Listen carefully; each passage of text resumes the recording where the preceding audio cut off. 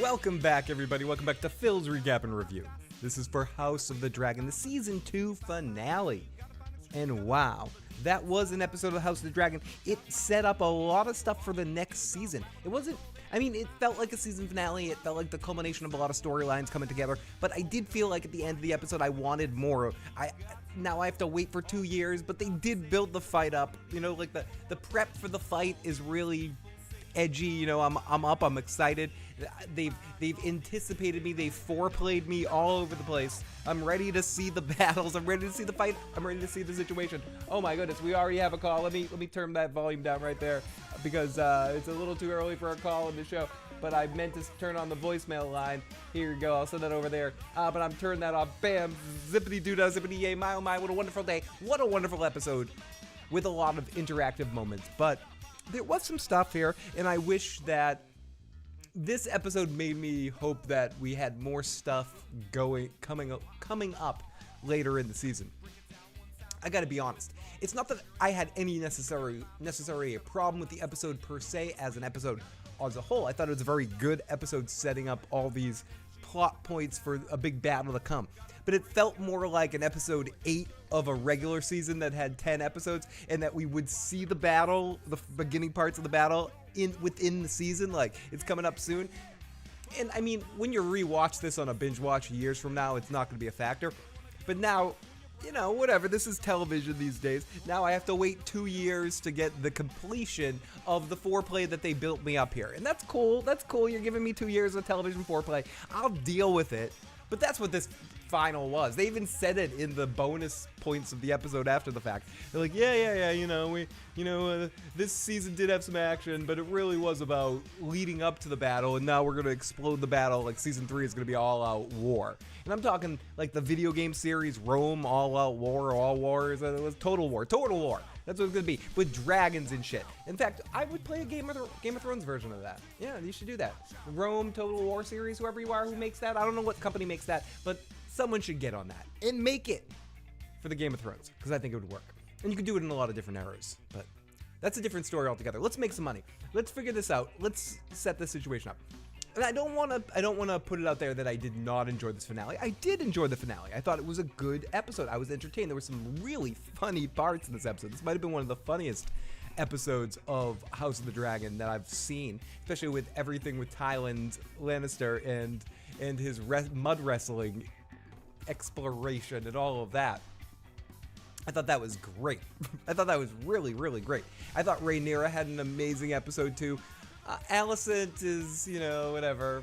The montage we had at the end, it turned into we had the Sons of Anarchy movie montage at the end, and I enjoyed that too. It tied the room together. The rug pissers did not win the fight in that situation. They did not win today. Do you know what did win today? Corlys had a really good episode. They finally figured out what to do with Corlys, and I think when Alan ripped open his bum and slammed it down, and told Corlys where to go, I very much liked that stuff too. And I like all the Dragon Rider stuff, the interactions between the new people. Jace being Poopy Pants, Princess Poopy Pants all over the place, I think works for his character too. And whether I like it or whether I do not, I do think Jace works in that situation, being that Princess Poopy Pants. I think it works for his character in his whole situation. If you're joining me for the first time on this season finale night, please, please, please like this, subscribe to the channel, share it out for that algorithmic reasons. Why can't I just say algorithm? Algorithmic? I have to make up words like I'm an idiot, but please do that. It's tough out there right now. There's so many people streaming right now, so I appreciate any of you that are zipping on in here to say hi to me right now. Thank you. And stick it in. No, stick on in. Stick with me. We're going to have fun tonight talking about this episode and breaking it down and talking about what we're hoping to see for next season 2. And I have a voicemail line right now that's open. Eventually, we might open it up to live calls, but for now, the voicemail line is open, and I will get to all your voicemails tonight. We got Antoine Thomas, we got Pete's Live Music, we got Heath Hinton already, got some voicemails in the tank that I'll get to in a moment once I do a little entry point. We might be joined by a surprise guest later, but I don't know for sure, so I don't want to announce that quite yet. But yeah, Alan got on that ass. He really did. And I enjoyed that. I was there for that moment. I thought that really worked and was awesome. Let me jump into the live chat because, of course, I'm not alone. I have with me some of the most beautiful, the amazing people. I hope I'm not too loud right now because the last couple of weeks people have told me I was quiet. So I jacked the volume a little bit. So let me, excuse me, I have to push the cough button for a second. There we go. But thank you so much. Sorry I was not here for last week's episode. I ran into a technical snafu, but I'm back. And I have to thank Christina the Sphinx for welcoming to one of our channel member now. Becoming a channel member with an 8th of support. Welcome to the crew. Roll one up, sit back and relax, and let's recap this shit. We got John Haymaker.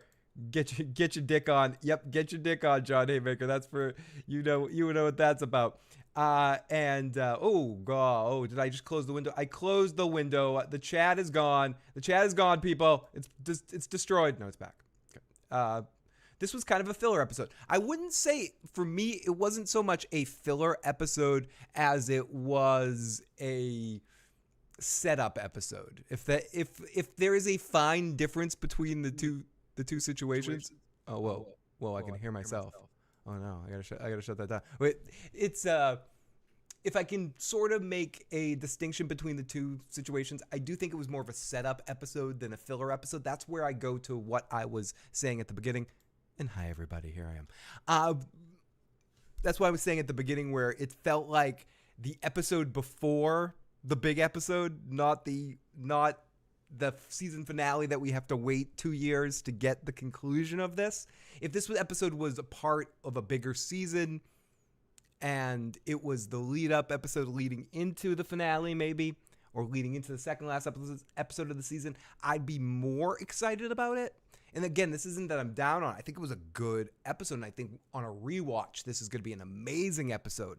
It's just the wait here is going to suck. And that's what you got to do. That's television. Like I said, I've waited longer times. Well, not usually. It used to be a year. But you have to wait a couple of years. You know what's going to happen in this one. It's not, I can always reread or re-listen to the audiobooks if I want to and hear the story again. It's not like the story is nowhere. But you know how it goes. Let's see. Oh my goodness. People on either side of me. We got some. We'll get to all your messages and your questions and your comments. Let me catch up with the live chat a little bit. Loner says they need to make these seasons 10 episodes. I cannot agree with you more. I was talking about this a little bit earlier on Tony's stream.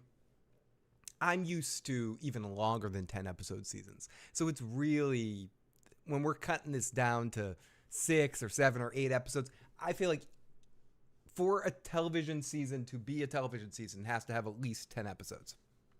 Sorry, I have a weird thing with my throat right now. Let me play a quick song. Where do I begin, my lords and ladies? I am Tyrion, son of Tywin of Clan Lannister. I'm going to die. May as well be with a song in my heart. Imp! Dwarf. Okay, sorry about that. Well, you can actually see my mouth watering, my eyes watering. I had a weird throat thing there. Someone listening to this later is like, I don't care. Don't tell me weird throat thing. That I imagine all sorts of weird things. I'm sorry, but I thought we would at least have seen a real start of the war in this episode. Rakes, I'm with you, buddy. It feels like, I don't want to say we were gypped, but we're kind of gypped because it did feel like the whole lead up to it, but then cut off right before the fight. And it didn't feel like, again, in the earlier stream with Tony, we're talking a little bit about how it would be cool if this season ended with a similar moment to Daenerys rolling over on the boats, the action's about to really go down. And you kind of do with this, but I feel like they didn't give me enough complete closure at the end in this episode with other storylines. It's just everything was leading up to, okay, now's the time to battle. And it seemed like this season a lot of the sort of narrative moving forward through it was, okay, it's almost time to battle. Okay, it's almost time to battle. It's almost time to battle, almost time to battle. And ultimately, in our season finale, that was our theme throughout. Again, not necessarily a bad choice, not the choice I would have wanted them to make, but I think if you decide to only have 8 episodes produced in this particular season, it does make sense for the time period that they had. But that's where we get into, yeah, we needed more fucking episodes. Give us more fucking episodes, Dick on. Dick on that situation. We got a super chat donation from Big E. This episode was all over the place. Helena had the password for Bloodraven's Rearward Net. Good to see Danny again. Justice for Nettles. Otto in a cage, but at least season 3 will start with a bang. We did actually finally get to see Otto for a second, which was really awesome. It was good to see Otto. And even Otto in a cage, looking decrepit, looking in bad shape. There's only one thing I can say to Otto. It's a hot tower rant tonight. It's a hot tower rant tonight. Fuck Otto. Fuck Otto. Fuck Otto. Fuck Otto. It's a hot tower rant tonight. It's a hot tower rant tonight. Fuck Otto. Fuck Otto. Fuck Otto. Fuck Otto. It's a hot tower rant tonight. It's a hot tower rant tonight. Fuck Otto. Fuck Otto. Fuck Otto. Fuck Otto. Fuck Otto. Fuck Otto. Fuck Otto. Fuck Otto. Fuck Otto. Fuck Otto. Yeah, fuck that guy. So yeah, we did get to see Otto, which was fun. I definitely enjoyed that. And thank you, Biggie, for that super chat donation. I took a drink for you too. Woo. Okay, get the dick on. They need to make them, 10 episodes. I would agree. This was kind of a filler episode. How are they going to finish this before Night of the Seven Kingdoms? I don't know. Are they, or is it going to be crossover? Will we get season 1 of Night of the of Dunk and Egg before we get season 3 of House of the Dragon? I don't know. It's going to be interesting. What did I do? I'm doing all sorts of weird computer things tonight. It's going to be 2 years before season 3. I don't know. Excuse me. I don't know if that's an official timeline. I'm assuming it's going to be about 2 years. Year and a half, 2 years would be the soonest I can imagine it being is about a year and a half. Television shows just aren't in a year cycle anymore. At minimum, they're like some shows are, but they're usually shorter comedies or less high-produced series. Like a series, these HBO big series, they're going to take their time, and I'm going to guess we're going to be waiting around 2 years. Well, what year are we in? Yeah, 2026 is my guess. Yeah. Is that right? 2026? No, or 2027? 2026. 2026. Yes, but have they said it's going to be before 2020? I don't know if they've said that yet. I mean, I would love if it was, but I'm not holding my breath for that. The way television shows are produced these days, and especially HBO series, and especially a Song of Ice and Fire series, I'm hoping for 2026. If there's no follow-ups in production. Wait. Sorry. Give me a second on that one. Now, Icy Fury says, wait, they're dragging it out. Icy Fury, I like it. Points for Icy Fury. Loner Incognito, no, that's not official, but given HBO's track, yeah, exactly. That's what I'm saying, Loner Incognito. The Spiders, great big balls of fire.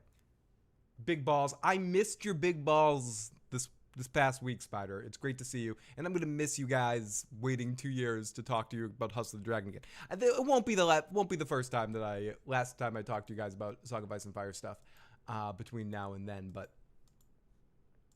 you know what I mean. It's as much as it's great to talk about this stuff out here when we're in the off season. What I really love doing is coming out here after these episodes air and babbling to you guys. So it is going to be a while before we get that. Another super chat donation. Phil should have been cast as one of the dragon seeds.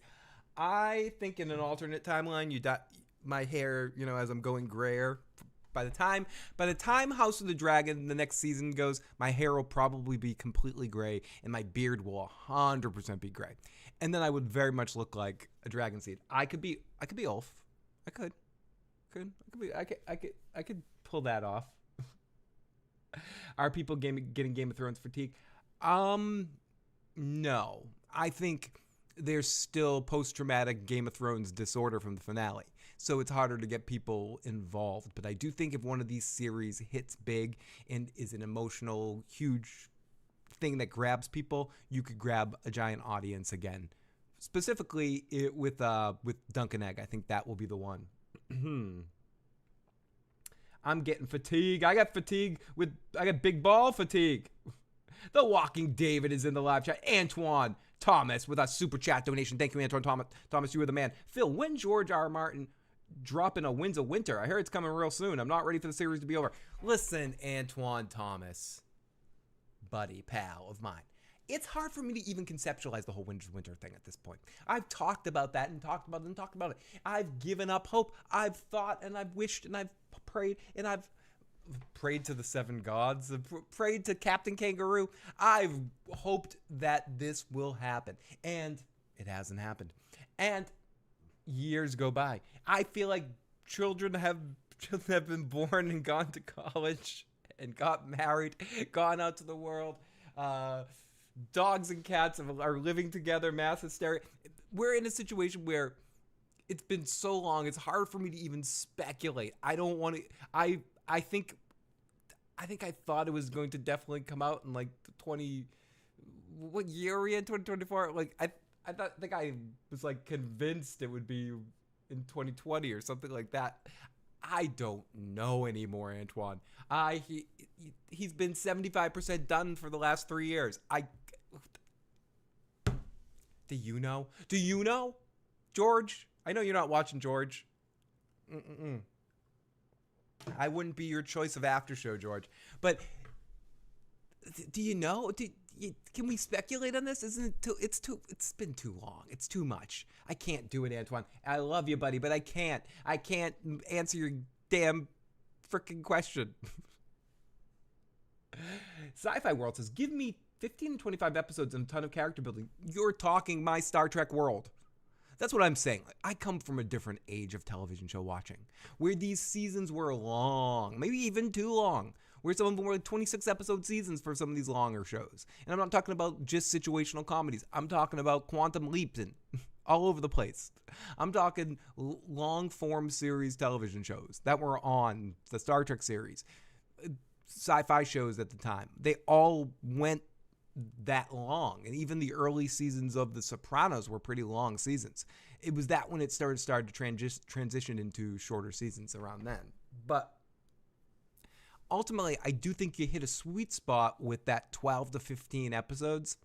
I think some shows do benefit from the longer. I love digging into a long 20 episode season of something when you go into an old show, but it's hard to bring that back. But I do think there's a comfortable middle ground where you get 10 to 15 episode seasons of stuff, however they work. I think when you get into 6 to 8 and lower stuff, and people go, yeah, well, when you get to the fine line, if some stuff is good, and it's true, some stuff works at 8 episodes, but some stuff doesn't, and some stuff is better with longer play out. And you get into situations tonight where you just you run out of time with the season.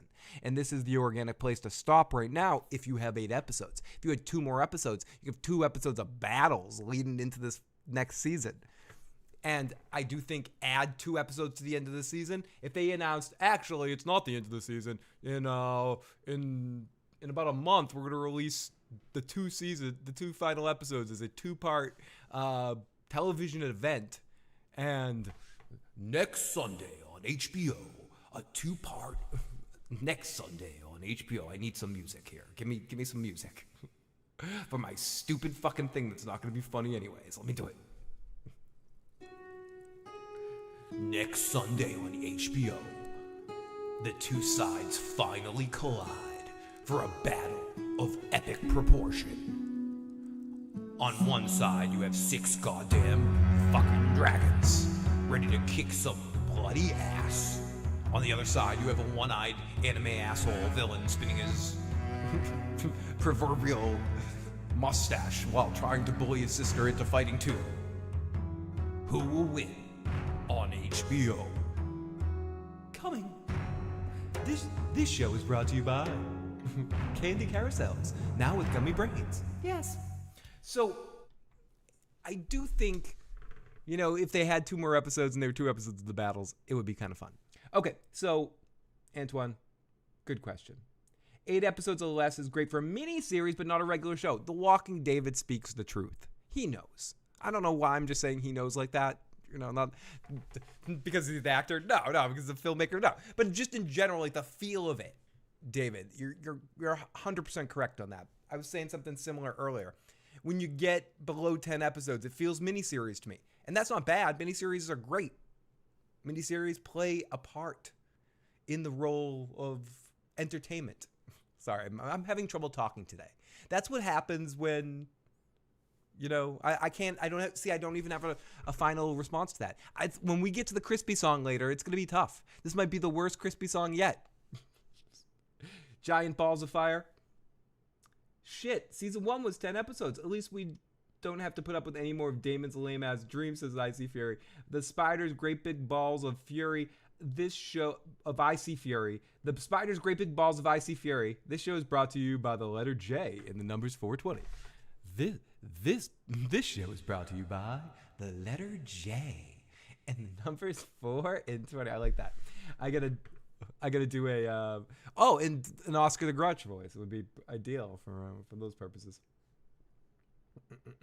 Those TV series did 24 episodes. They were usually 30 minutes, and they had commercials, so it was probably not as long or just more drawn out. I mean, it was still pretty long. Like, if you rewatch a season of 24, for instance, which was 24 episodes, they were pretty long episodes for those for that time on the rewatch. And you're right, it's close to 45 minutes, but some border the 50-minute mark. But still, sometimes it's if I'm making a pizza and I cut that thing into 8 slices, it's a normal pizza, right? And it will feel a certain way when you're eating it. If I cut it into 6 slices, for me, it feels strangely different. Or if I cut it into 10 slices, it feels strangely different too. And I'm saying I don't feel like I'm eating the same amount, even though I'm ultimately eating the same amount. There's some way of dispersing entertainment or consumption of stuff in certain numeric receptacle ways, whatever. You get what I'm trying to bloody say. And I don't know why I'm talking about blood. Why can't I just say fuck? But it's not like I'm stopping myself before to say shitting my way through this whole situation. Oh my goodness. Oh, Walking David.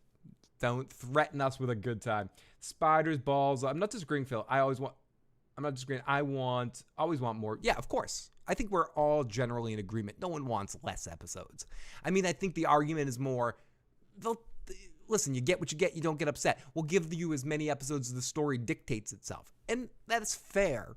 But realistically speaking, there is a sweet spot. And I don't think they quite hit the sweet spot for me personally this season in the amount of content versus episodes that we got. I wanted a little bit more. At the end of the day of this episode in this season, I felt wanting, and not in the way that I was, really in the way that they should have showed us, at least one dip into the pond, into the bath that they were drawing for us, because they drew a really tasty. I'm mixing metaphor here. They drew a very tasty soup that I'm bathing in. Yes, that's where I'm going with this. It was delicious. Let's see. You can't be let down if you don't expect too much. John Haymaker, there's some serious truth in that. Over expectations is the death of joy in a lot of ways for me personally. If I start expecting things, if I start thinking this is going to be something good, it always ends up being shit. It happened with Superman 64. Anyone who knows how bad that game is, I was so excited for that game. I'm like, oh, it's going to be the greatest game.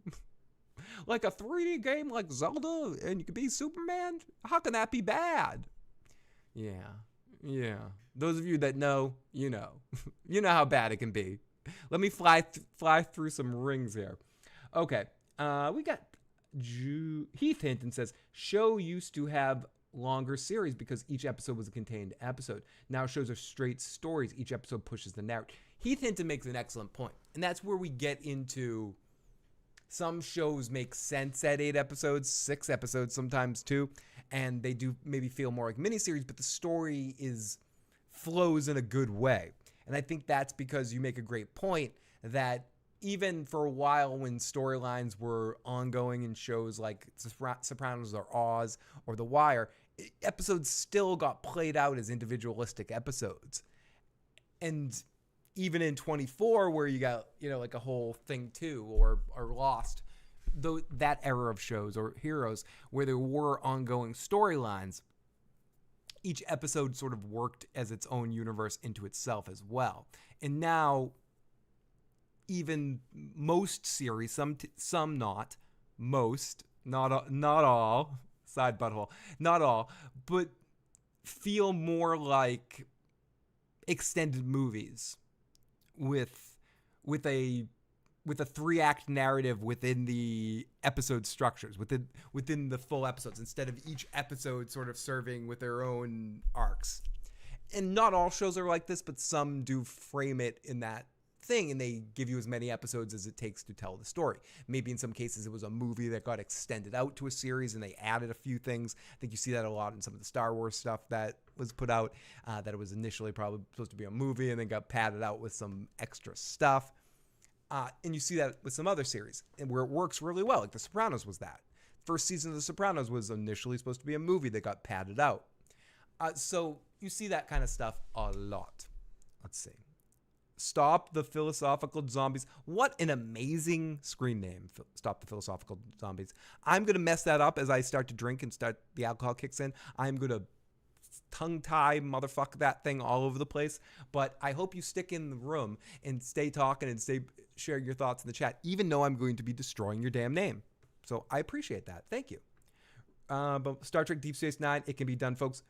Sci-fi, you literally don't have to. You're preaching to the choir here of what I think is one of the greatest television series that bridges that gap perfectly, better than most.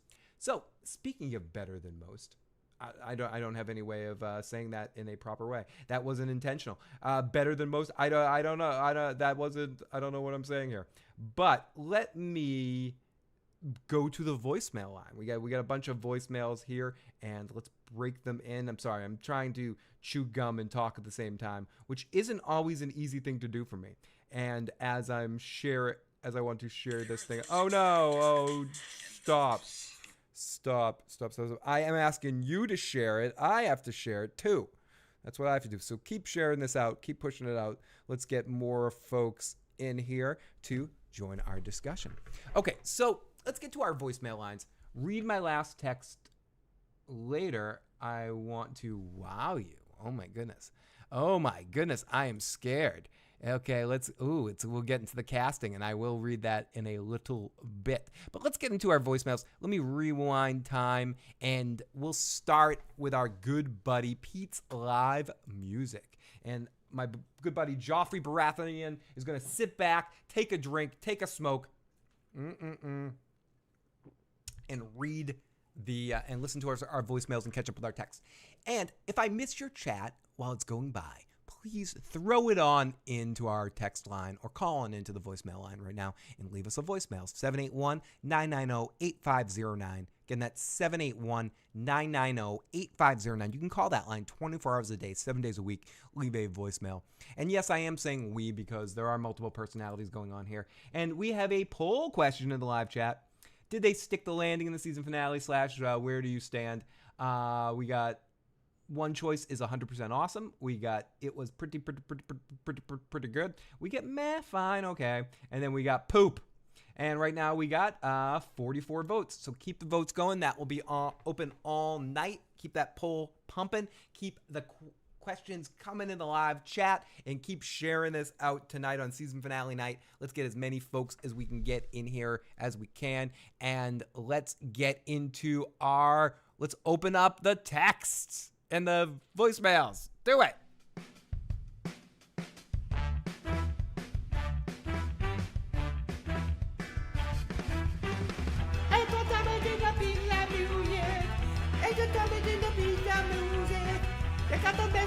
Okay, that's it. They can't all be winners. Okay, let's check this out. Fernandez T, who wants to voice his concerns. Let's jump on Fernandez T. Wade says, what the fuck was that? What the fuck was that? And his voice went up like that while he was saying it too. I saw him. He said it. He was, and do you know what that was, Fernandez T? Whether you think it was a good episode or not a good episode, the truth of the matter of what that episode was what do they call it? What do they call it when you see? I don't even know the word for it. What I was gonna say.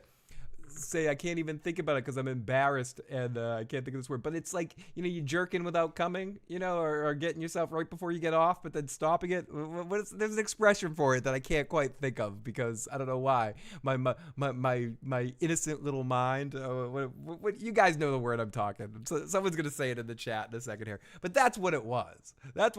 It got you almost there, but then pulled it away. Pulled it away. It didn't quite finish you off. It was that kind of episode. Fernandez T is like, what the fuck, bro? Yeah, I mean, I'm with you, Fernandez T. I enjoyed the episode, but thank you, Spiders Balls of Fury. That's pushing me all over my place and exploding here. We're edging the Spiders big balls, and Walking David jumped in there too. Thank you, guys. I could not think of that word because my brain, I found out recently I do have some brain damage from hitting my head too many times. So slowly but surely as I do this podcast, I'm going to lose more and more words and it's going to be hilarious. It's going to be great. By the end, I'm just going to be like, yeah, Spire Balls, edge me. Yes. And that's going to be what I'm going to say. And I'm going to be, I don't care about, your comfort level. I'm going to keep doing it till I can't anymore. You know what I'm saying?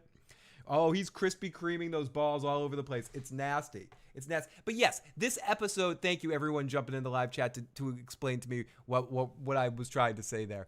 Yes, this episode felt like a lot of edging. All of that to say that. Yes, that's how the best descriptive term that I would use to describe this episode would be, it was edgy. It was edgy. Antoine, me either. I did not expect it to end in sort of montage like that with everything sort of leading to what's next. I expected it more to end on a hard point here of a disaster or a big act of some introduction into the violence of the war starting. Maybe even a quick visual of forces engaging without really going too far down there. We will see. And I haven't even done what I needed to do right there on the screen. I put Joffrey up to do voicemails right now. Oh no, did you see that? The voicemail is the text is dancing around. There's some technical difficulties going on tonight with OBS right now. It's as I get off the screen. Oh, there it switched again. Oh my goodness, there's some magic spell going on the television screen tonight. So let me switch over to Joffrey one more time, and let's get to some of our voicemails tonight. This is from our good buddy, the one and only Pete's Live Music. Pete, sing, tell us a story, sing us a song, do something, Pete. Save the day for these folks. Yeah, there was a twist with no twist. How's the episode, which never was? It was like the episode that never was. The cliffhanger without a cliff. Sorry, I gotta get. I'm sorry that I have to reread all of that stuff with the comedy drum because there's some great Rodney jokes right there. It's a cliffhanger with no. It's a cliffhanger. The cliffhanger is there. It's no cliffhanger. It's because he's a strong man. There's a twist with no twist. It's just a thought. It's edging. It's actually a way to. It's like you got the crack pipe and the lighter, but you didn't have the butane. I'm a cow. I say moo. I taste great on the barbecue. What do they call a cow that just gave birth? Decaffeinated. Oh my goodness. Okay. So, I See Furies. This episode was dragging on. Okay, there we go. We're done. Okay, so let's get into Pete's Live Music and see what he has to say. I wrote me a song. Feel free to jump right in. It goes a little something like this. Motherfucking Vermithor, motherfucking Vermithor, Motherfucking Vermithor, motherfucking Vermithor, motherfucking Vermithor, motherfucking Vermithor, motherfucking Vermithor, motherfucking Vermithor, motherfucking Vermithor, motherfucking Vermithor, motherfucking Vermithor, motherfucking Vermithor, motherfucking Vermithor, motherfucking Vermithor, motherfucking Vermithor, motherfucking Vermithor. That's all I got. I have to hear that again. I wrote me a song. Feel free to jump right in. Goes a little something like this. Motherfucking Vermithor, motherfucking Vermithor, motherfucking Vermithor, motherfucking Vermithor, motherfucking Vermithor, motherfucking Vermithor, motherfucking Vermithor, motherfucking Vermithor, motherfucking Vermithor, motherfucking Vermithor, motherfucking Vermithor, motherfucking Vermithor, motherfucking Vermithor, motherfucking Vermithor, motherfucking Vermithor, motherfucking Vermithor. That's all I got. There we go. That was great. See, that was awesome. See, this is why I love doing this, because we get fucking gold like that. I'm going to steal that. That's our next dick on right there, motherfucker. So let's go to Antoine Thomas. Let's see what Antoine has to say about this episode. Oh, that is season finale. Not what I was counting on, but you know, HBO is getting ridiculous. But what I was saying earlier to Tony Teflon's show was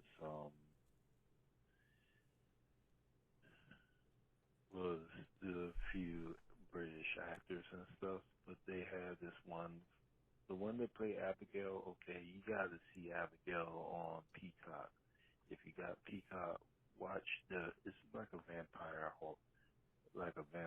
film or something like that. But we've been talking about from young to the up, which you know, like they did with House of the Dragon season 1 with Rhaenyra. They had the young Rhaenyra and the older Rhaenyra. Motherfucking Vermithor, motherfucking Vermithor, motherfucking Vermithor, sorry, Antoine. Motherfucking Vermithor, motherfucking Vermithor, motherfucking Vermithor, motherfucking Vermithor, motherfucking Vermithor. And they keep stalling time when we should have got to the war. But that's how the way the cookie crumbles. But next year is going to be dunk and egg. Is it? I'm gonna get back to the rest of your question in a second, Antoine, or your message in a second. I'm hoping next year is dunk and egg, and that we don't have to wait 2 years for a Song of Ice and Fire stuff. But give me 1 second. Motherfucking Dormithor, motherfucking Dormithor, motherfucking Dormithor, motherfucking Dormithor. Okay, that's I need that song without the lyrics on it. I can motherfucking Dormithor to that. Okay, there we go. There we go, Pete. I'm trying to find a heavy song without any lyrics on it, so we can motherfucking Dormithor all night, man. So I'm searching here. I'm searching. Give me a break. I could always go with this old standard right here and figure it out here. Motherfucking Dormithor. No. See, that's not right. That's not right. But sorry, Antoine. Let me play the rest of your message. Hopefully, Phil, you got to do more videos of this this year, like this winter, do some like this fall, like after this. Yep. I hope this is not the last, but we need you around. Oh, thank you, Antoine. But to do stuff, because I hear that the book might come out winter of the winter. All right. Don't worry, Antoine. I'm not going anywhere. The last year has been a little wacky with some health stuff and some personal stuff, and I'm hoping that this year is a lot better and I'll be able to be out and around. So I'm going to be covering From with Tony in September, some stuff with Joe coming up over here, and I'm also going to be doing From over here, doing some when we're doing our live stream, do some simulcasting with Tony. So I'll be going live on Sundays after the episode here, after the From episodes, and we'll be live on this channel and Tony's at the same time. and we're going to be doing From starting in September. So that will be the next show we'll be covering. But I will be talking about Song of Ice and Fire stuff out here, especially as Duncan Egg is coming up. So don't worry. Thank you, Antoine Thomas, for all the support and all the amazing messages all season long. Antoine, you are the best.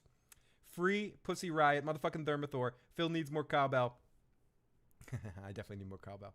Phil, you got to put Hugh the Hammer in the background of the song. Hugh really settles right into his role, doesn't he? Really, he feels super, super comfortable in the being in that position of respect, sort of, and going through all of that.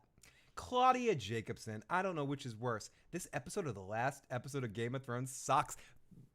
Free your hate here. This is the place to free it.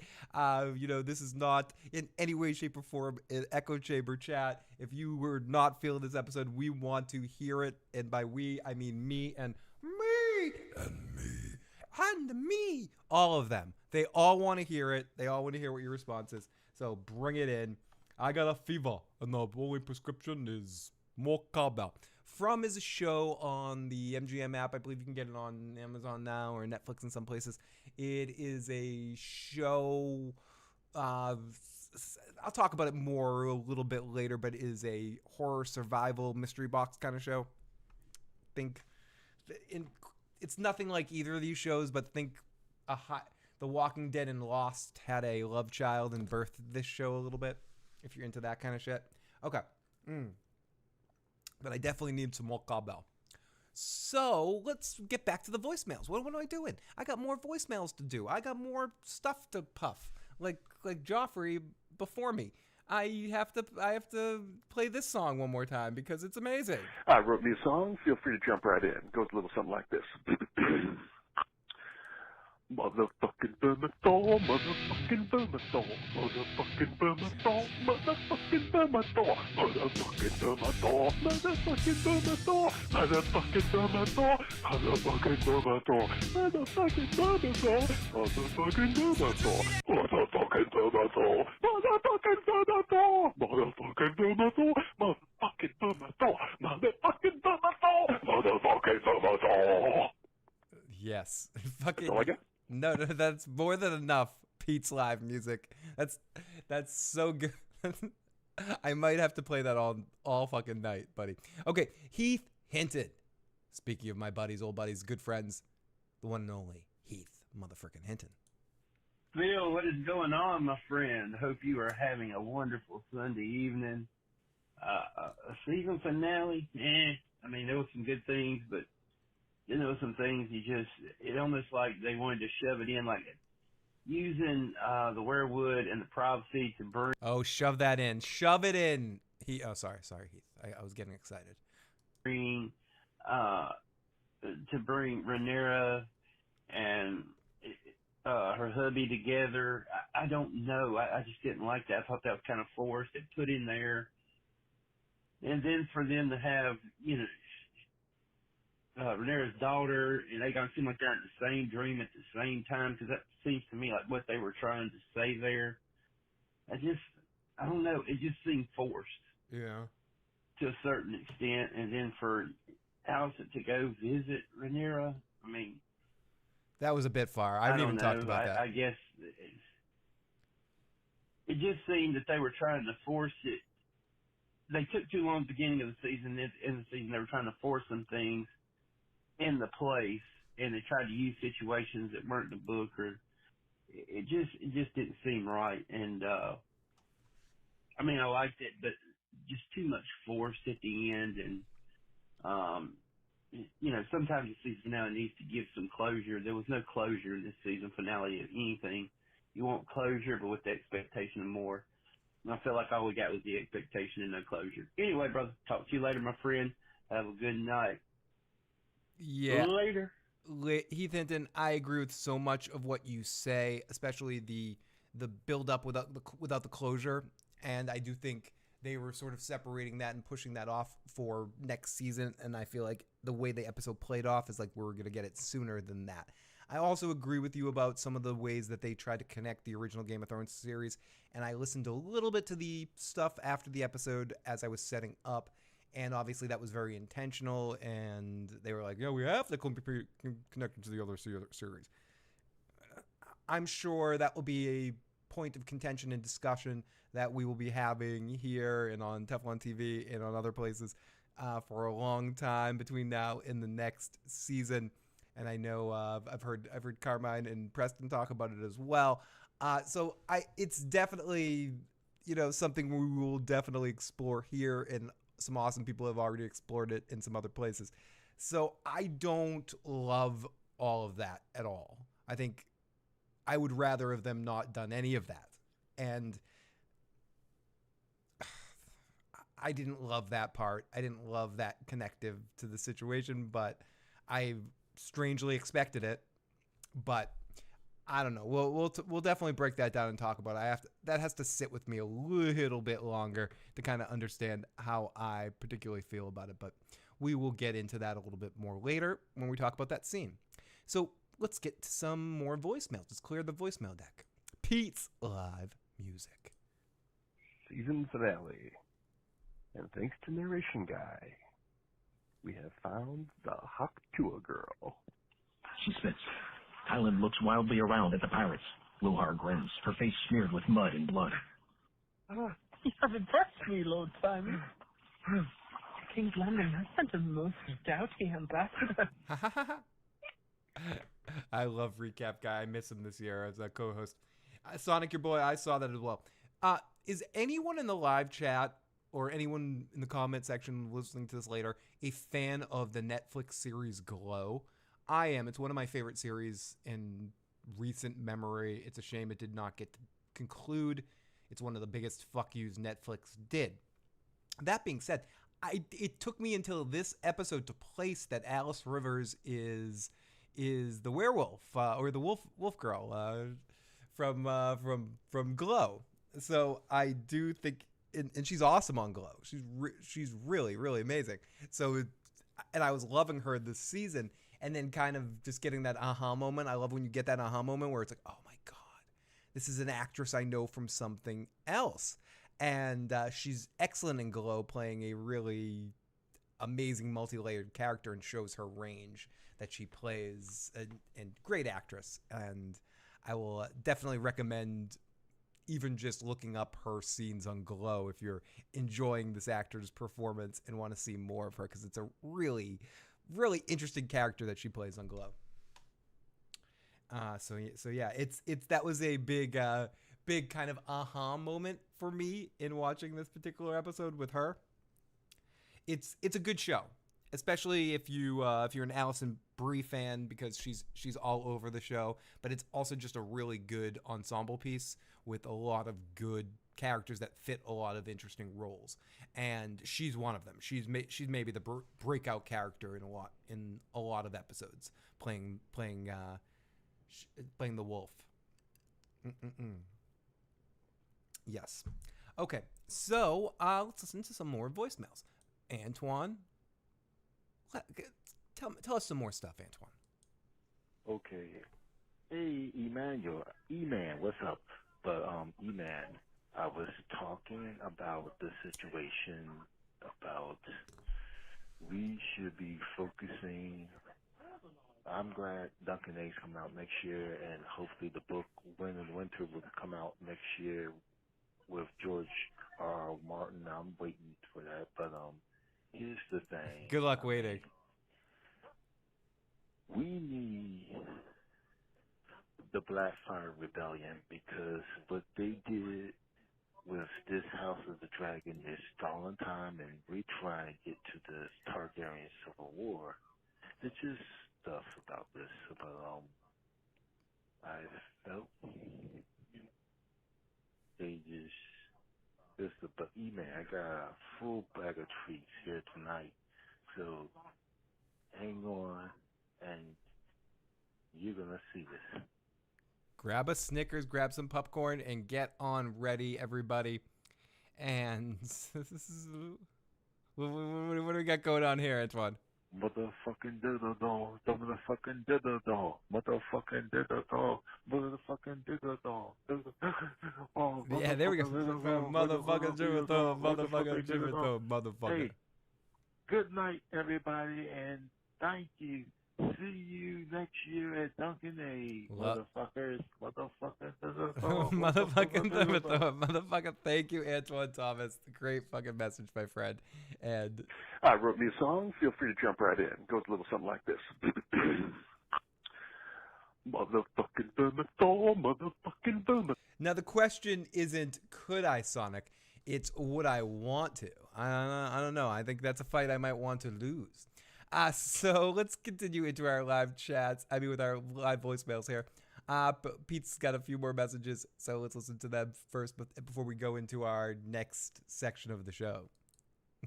If you know what I mean. Okay, quick review. If you know what Overall, loved some parts, really didn't like some other parts. I thought some of the scenes got kind of hammy and a little over the top in the acting.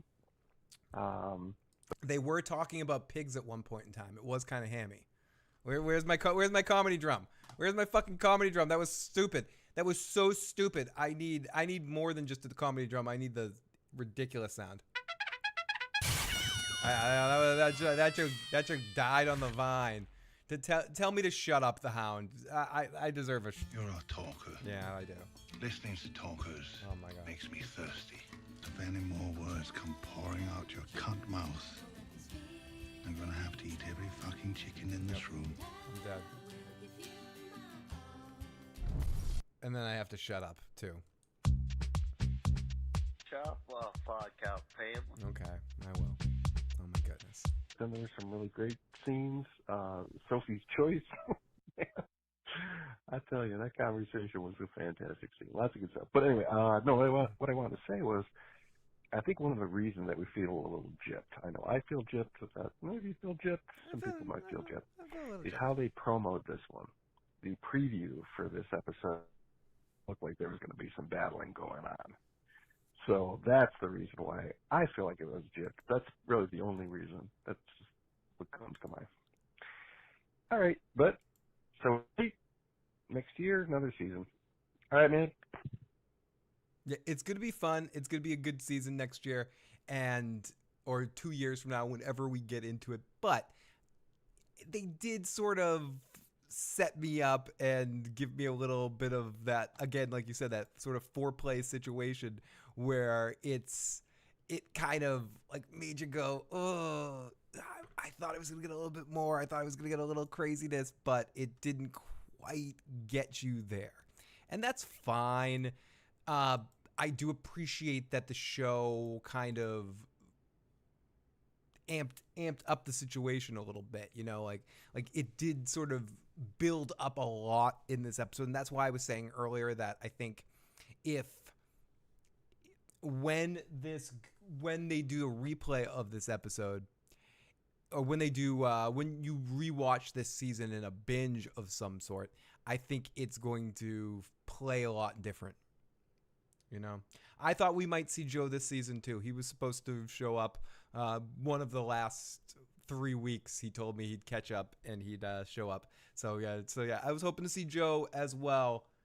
Studio 11 Live, Uncle D checking in after the finale. So do we have to wait another 2 years, or are we getting another spinoff before? Your thoughts on this and the season finale?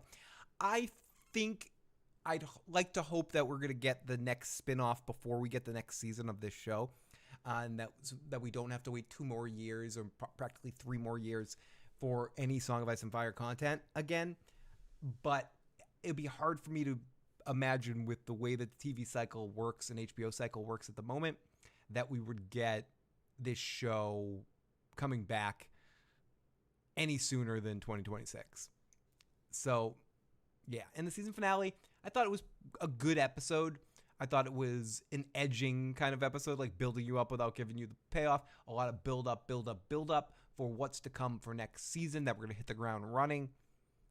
But I did miss maybe giving us a little taste of that at the end.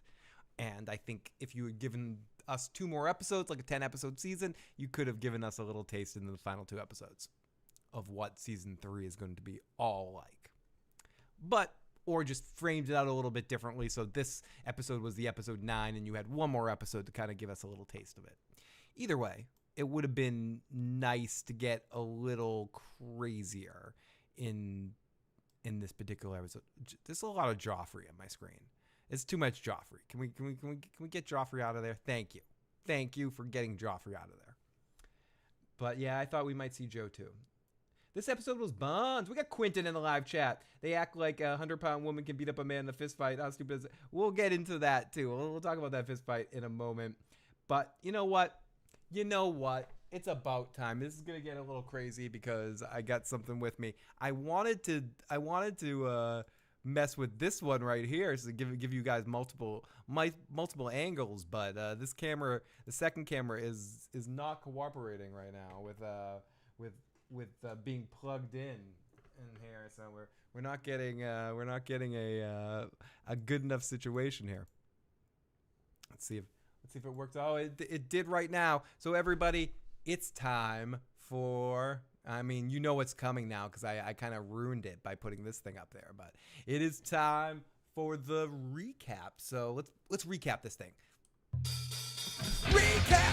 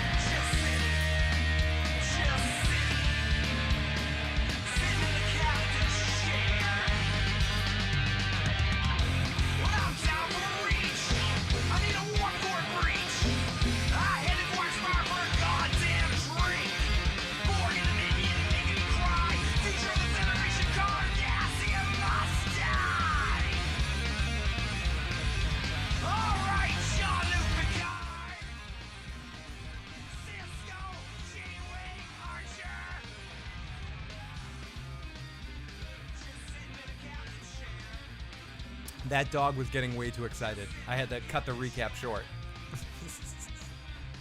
I was about to become very friendly with that dog in a second here.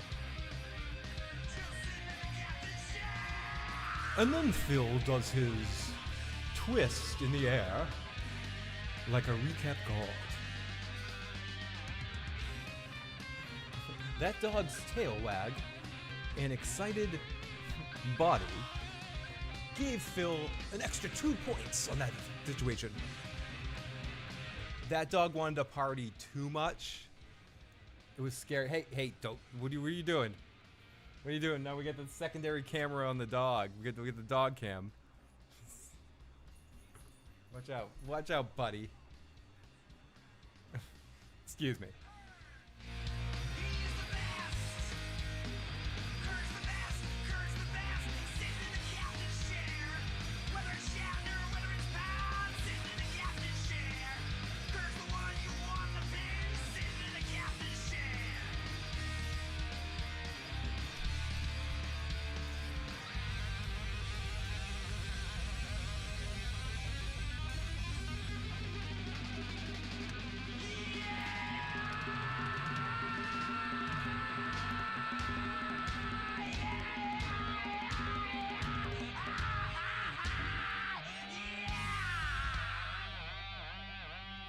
That dog is so amped up now.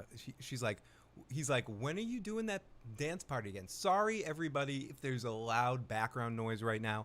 I had to turn on the air conditioner because it got a little hot in here. And I would not be taking off all my clothes. So let's get into the recap of this particular episode. And yeah, I'm not gonna be able to keep these glasses on. Let me go. Whoa! Ho! Now I can't see. Hey, Phil. Yeah, minimize the porn tab. We get to, how do you know? You never see what my hands are doing under the camera. You don't know what I'm watching. I very much could be watching something naughty. Hey, we got Mr. Freedom. Hey there, from Leaf for Life. It's gonna be a fun season of From Mr. Freedman, and I cannot wait. And we don't have too long to wait The spider's great big balls. Listen, just because I'm watching spider ball porn, don't take it as flattery. Great big balls of spiders porn fury something or other. Wait, okay. So we open up on the Lannisters talking and debating with the Triarchy. They're setting up a need for for themselves. We get the stepstones. They want the Triarchy wants the stepstones. It's a fun little scene. There's not much to sort of unpack here other than the Lannisters are the most hilarious part of this series. It's just a Tywin Lannister, and we get this back and forth. He's the master of ships. They agree on a situation, but only if he can impress Lohar. Is that was her name? Whatever. This person that shows up and wants to know what kind of man he is. He's a thin man. He can't do anything. And he's the master of ships, and he's tall, and she won't sail with someone that can't beat her. Beat her at what? She smiles, and we're on for a future moment in the episode, and probably the best storyline of this episode. No, I like this. I like everything we're getting with the Lannisters. As a Lannister fan, just family Lannister in general, I think what they do with the Lannisters on this show works for me. And it worked in this particular episode. And we got Miss Duncan the Tall in the live chat. We got Phil Fan in the live chat. Thank you, Philly Fan. They showed the blue hair that Dario had in the books. They did. They absolutely did. Bongo solo. Maybe. Might be time for that in a little bit. Studio 11, Uncle D. It's been a while since I did a little conga stuff. I wish I had a little pair of bongos to kind of sit right there so I wouldn't have to set up the microphone over there. But we'll see what we can do in a moment here. Let's continue. 3 greatest things about this stream. 1, recap run. 2, bongo solos and spin of the wheel. Okay, 4, the motherfucking chat. Oh, I got next super chat we get, I'll make sure I spin that damn wheel. It's too far away from me. She's Lohar of the Hill People. Mike Myers from Saturday Night Live. They make a dude in the books. A lady why making for the banging stuff. Oh, okay, that was a dude in the books. Oh, Miss Duncan the Tall. Mwah, great to see you, my friend. And I just I can't get enough of your song, Pete's Live Music. This is the song of the night, Pete. Like I feel like I can't come up with any songs just because you did it here. It goes a little something like this. Motherfucking Vermithor, motherfucking Vermithor, motherfucking Vermithor, motherfucking Vermithor, motherfucking Vermithor, motherfucking. Was he in the dream, Miss Duncan the Tall? Like the flash that we saw? Did we see Dunk? Ooh, I might have missed that. Many wives he banged, Mr. Lannister. Many wives. They cut there. Red Snappa with the super chat donation. Thank you so much, Red Snappa. Let's do this thing. I promised, and I am a man of my word. Let me get the music going, and we will hit the wheel as we can do. Sorry, my battery's running out of my mouse, so it's running weird. So here we go. Let's spin this damn wheel.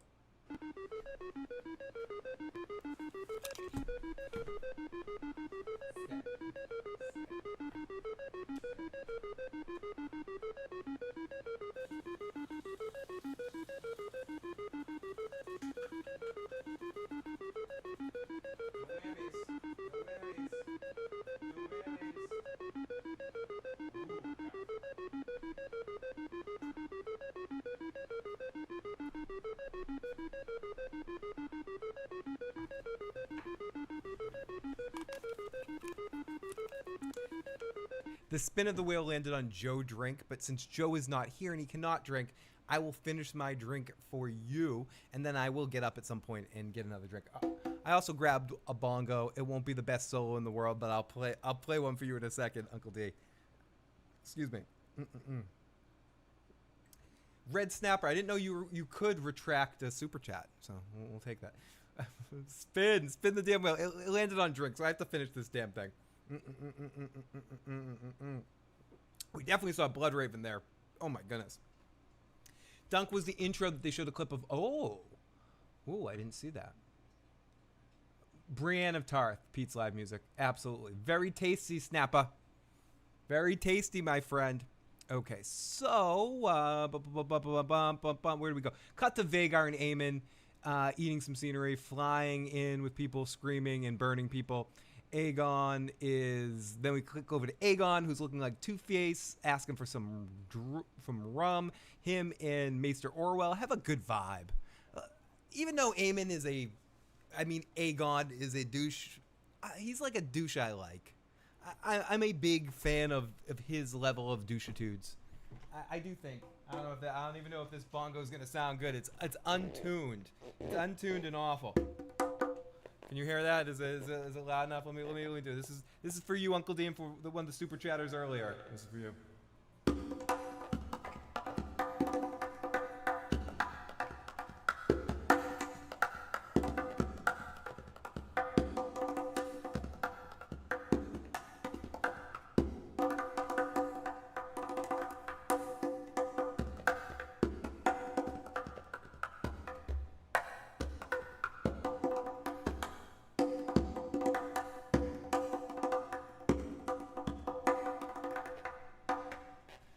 Thank you so much, Uncle D, for the support you give, my friend. And thank you so much to our Super Chat donators earlier. I missed some spins of the wheel, so we'll give that the silly drumming for your payments.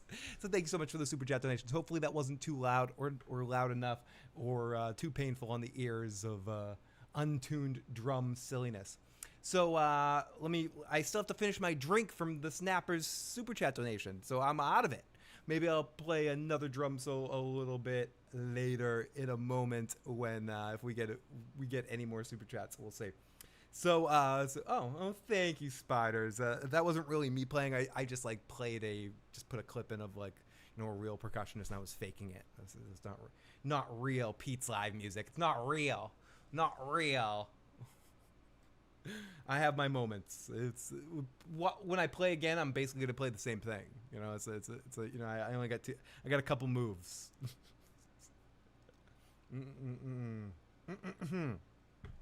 The bongo guy, drummer conga guy. Ooh, his pee-pee exploded like a sausage. It did. Great visual that popped in my head on that one. Thank you, fuckhead. But Clubfoot comes in. He's like, dude, we need to leave King's Landing. And Aemon fled in terror from Rhaenyra, but then went to Shark Point and laid waste to Roy Schreider and the rest of the Amity crew. And Aegon calls him a mad cunt and says, Clubfoot is like, urgency. He said, Aemon will kill you. And we gotta leave. And it was a good scene. It's a good scene between the two of them. Aegon says, put me on the throne now and I'll arrest him when he comes back. And Clubfoot's like, no, I'm gonna take you to Bravos. And he's like, I'm gonna take you to Bravos. I'm gonna live like a goat fucker. So I come back and he goes, I'm a cripple. My dick is destroyed. It burned like a flaming sausage. Oh my God. Thank you for that imagery, House of the Dragon. I thought this was one of the best scenes of the episode, by the way. Really worked. I think these two actors have chemistry, and I've loved Aegon all season. He might be my season MVP. Clubfoot says we'll come back when the people are all fucked, and we'll just, it'll be easy for us. And yeah, we'll call you the Peacemaker, the Rebuilder, Aegon, the Realm's Delight. Aegon says the Realm's Delight. He's like, yep, let's get out of here. So we got another Super Chat donation from the beautiful, the amazing Miss Duncan the Tall. It says Dunk is the hottest. So you know what I gotta do for you, Miss Dunk the Tall. Mrs. Dunk the Tall. Let me see. I got a super chat. I gotta spin the damn wheel. Oh no, my headphones fell down. Spin the wheel. Okay.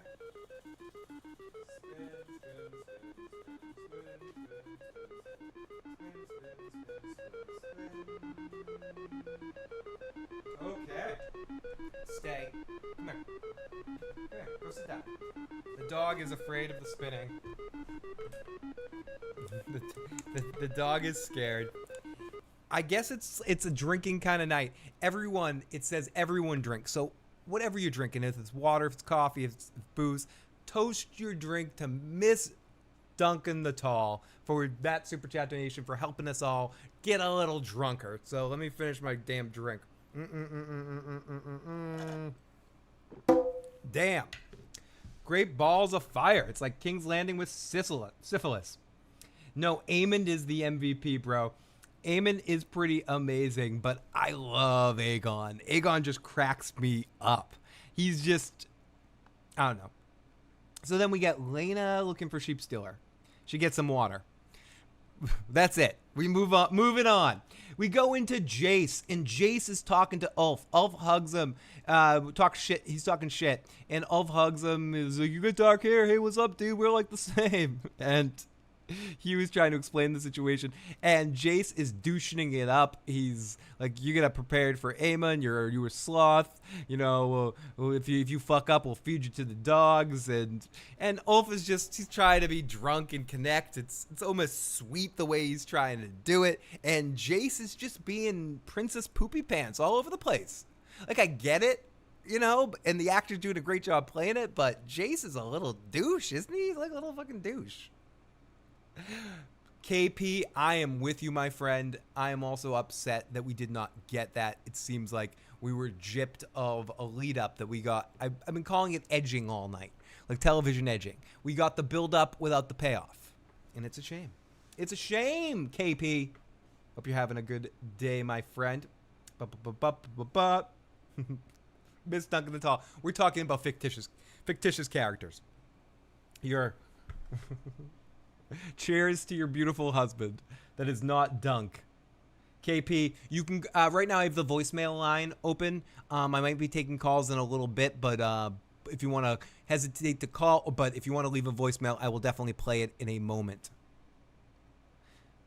When I get a little bit further along in the recap, I will open it up for actual calls.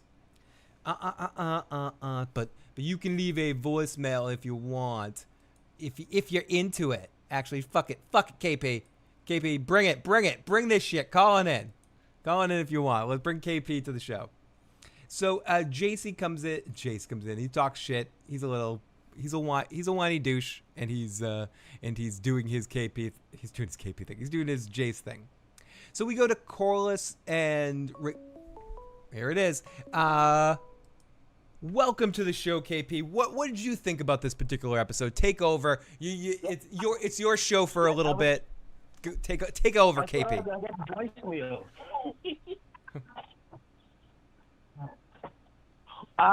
It was nice. I enjoyed it. I mean, I'm kind of mad that we didn't get to see the actual King's Landing attack situation, but I'm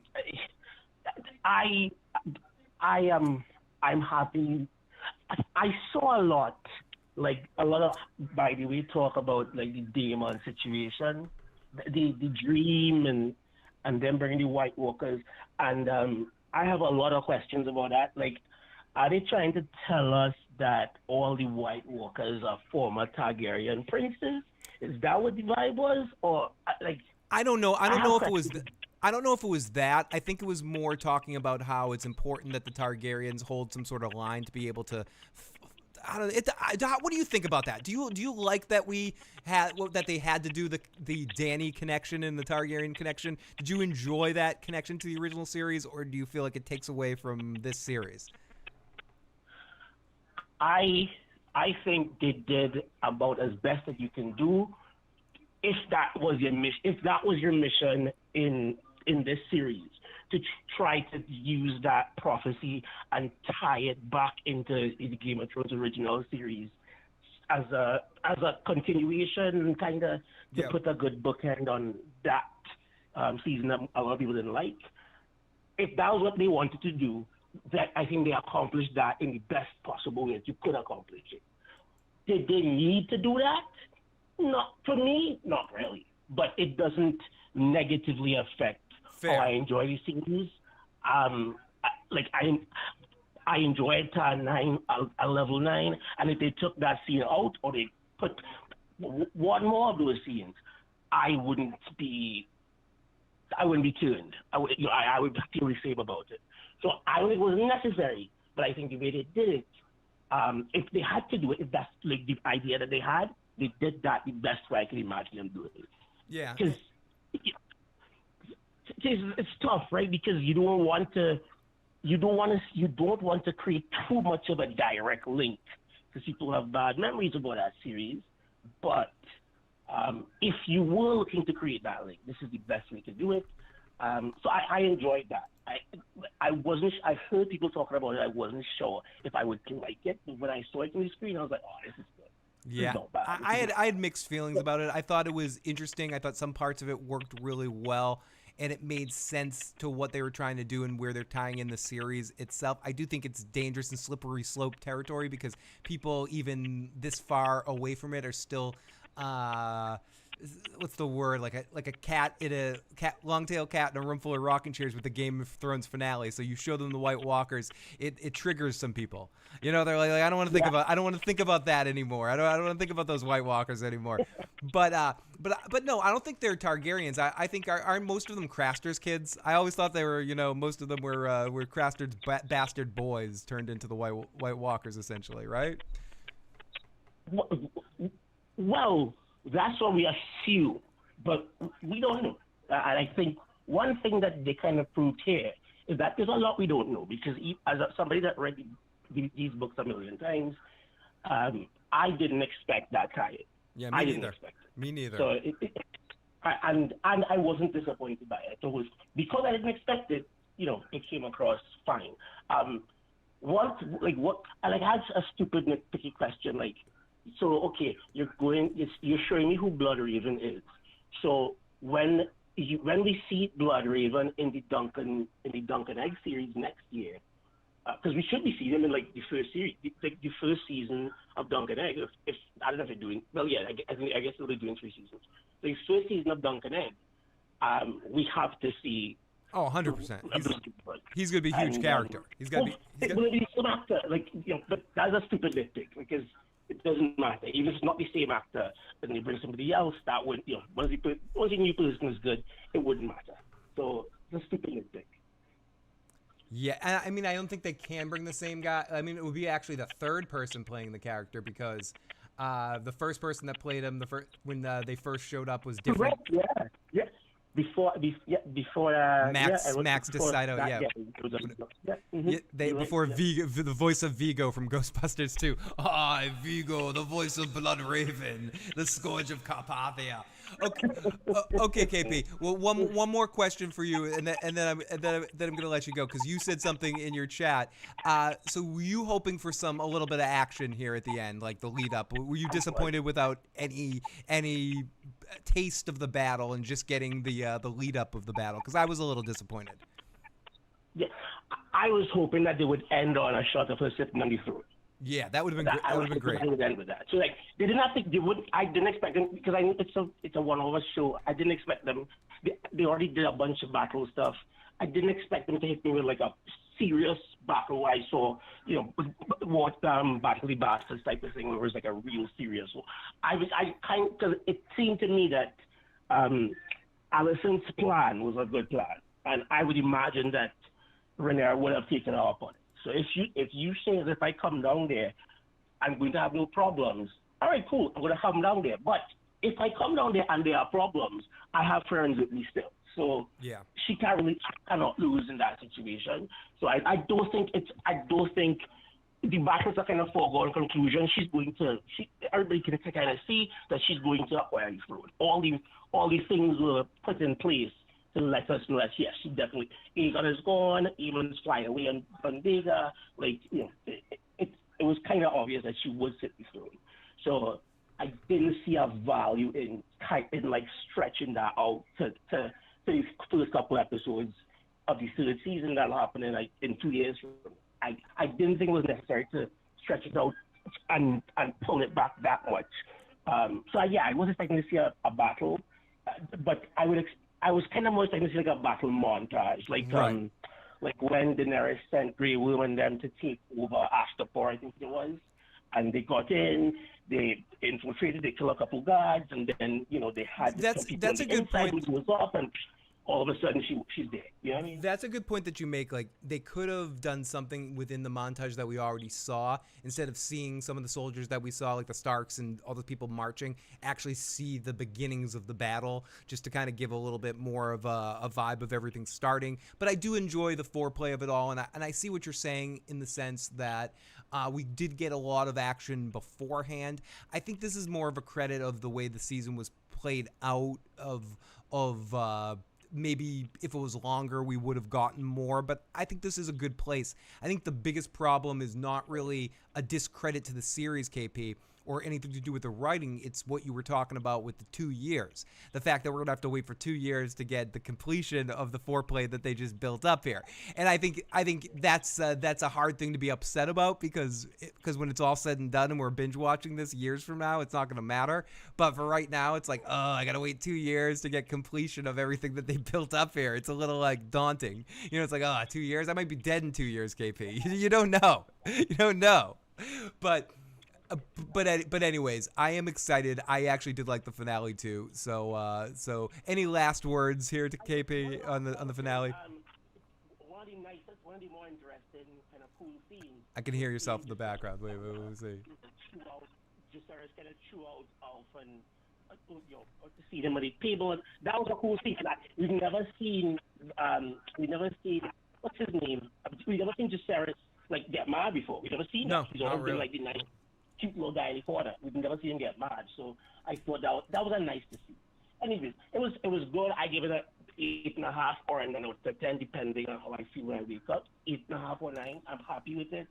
And we'll see. We get Duncan Egg next year. That should be interesting. And then maybe 2026 we get the third season. So we put our shoes back on and we. Right, and into that. I'm a rushing the TV. Cheers. Thank you, my friend. And it is. I hope we do really get Duncan Egg next year, so we don't have to wait 3 more years for anything. So let's continue here with this. Corlys and Rhaenyra have a scene by the water, and they talk about Adam, and they talk about dragons, and they talk about fun. They talk about they start playing the game of like a chess game here of like, I got three dragons. I got 3 dragons here. I got dragons over here. I got dragons there. I got dragons everywhere. Do you have dragons over there? I got dragons inside of there, and it's fun. So he starts explaining the dragons that they have versus the dragons that she has, and they need to fight before they get settled too much, because it's not as much of a landslide victory as they think if Darren gets there and they get some other dragons mixed in, if they can get Helena up there as well. So there you go. So we cross over. He also says, I've got my 6 my ships are set up. I renamed my boat the queen that was the queen that never was, and we're gonna kick some ass. So we cross to Daemon talking pigs with dragons, and Simon is there, and he's like, I'm no big city lord, Daemon, but the queen is this is the queen's army. It's large, and he wants to talk to Daemon in private. Daemon is like, oh no, that asshole, the dude from the Queen, the representation dude that Rhaenyra sent last week, comes in and he's like, hey Daemon, I want to talk to you in private. And he hears something with her in private, and Daemon goes, yeah, this place will get you barking at the moon. He's like, Daemon, you're a leader of men. I'm declaring myself for you. You're the king. You're the king. You're the king. Come on. Take over. Rhaenyra is cool and all, but no, we need you. And Simon is watching this from the background, and he ends up ratting Daemon out. So we go to Aemon killing innocent people, and people are like, fuck. So we go to Helena and Alicent, and I mean, what can I really talk about? Aemon is full villain mode. He's burning people up. It's fun for him. He's leaning into it. He's enjoying himself. We get Helena and Alicent, and she says she was happier before she was queen. No shit, Sherlock. And Alicent says, we're leaving. And where do I go? I don't know. Aemon comes in. He starts talking to Helena. He's like, you're going to fucking fight. You need to fight with me here. And she's like, I won't burn anybody. And this is a great episode for Helena. She really sort of stood her own ground as a character in this episode. And Alicent and her sort of battling Aemon. And Aemon's going crazy a little bit here. But Aemon, the way he goes crazy is so calm about it. And Allison's like, "You're not a good person. You suck." And it's a good scene between all of the characters there. And I think Helena had some just awesome moments, and Allison had some good moments with her. So Allison goes to the Maester to try to talk to the Westerosian version of the vacuum cleaner salesman guy and get the hell out of King's Landing. So then it moves over here, and excuse me for 1 second. So yeah, Allison, she wants to get out of Dodge City. She is ready to go, and the Maester kind of sets up the situation of her to escape. But she's not escaping. She's going somewhere else that we'll see towards the end of the episode. She has a plan at this point. So then we go over to...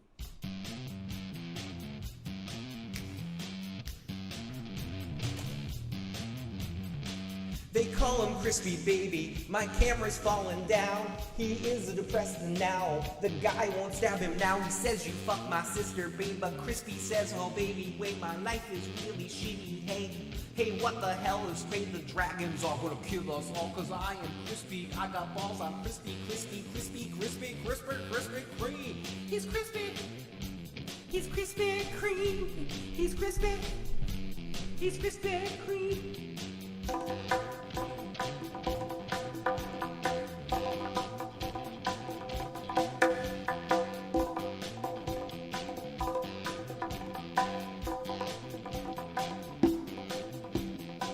They call him Crispy Baby, they call him Crispy Cream, they call him Crispy Baby, his is a crispy dreams. He's sad and he is crispy, but he is crispy wings. Okay, that's all that.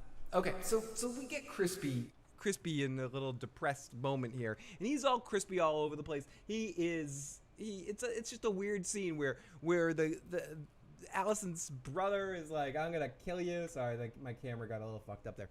Allison's brother's like, I'm gonna kill you, and he's like crispily depressed the whole time, and it doesn't matter. He's just like I'm so crispy here. He says I could go to the wall cause I fucked sister Alice, and she follows him with shame, and he is the crispy present.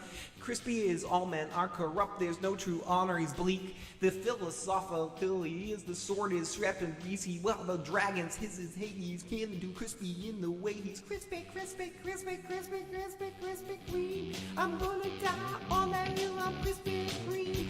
I am rapping on the mic cause I am crispy as dream. I am sipping and rapping and ripping on the right cause I'm crispy and crispy is tight. Crispy baby, crispy is tight. I fucked Allison and don't matter. I come back and song the bladder. Okay, so Crispy does his crispy shit. And why didn't Daemon burn Alfred? That's a good damn question. I thought he was about to at a certain point in time when he was just like, yeah, you're I think he will. I think in a future moment, Alfred will be burned by Daemon or somebody. Like, Alfred's not surviving this shit. Alfred's a douche nozzle, right? He's the crispiest douchebag in the planet. Crispy Baby is crisping it right. Let's crisp this fucker down out of sight. So yeah, it's Crispy's scene on this stuff, and the and then we go to a mud fight. It's sorry, I wanna do another Crispy thing, but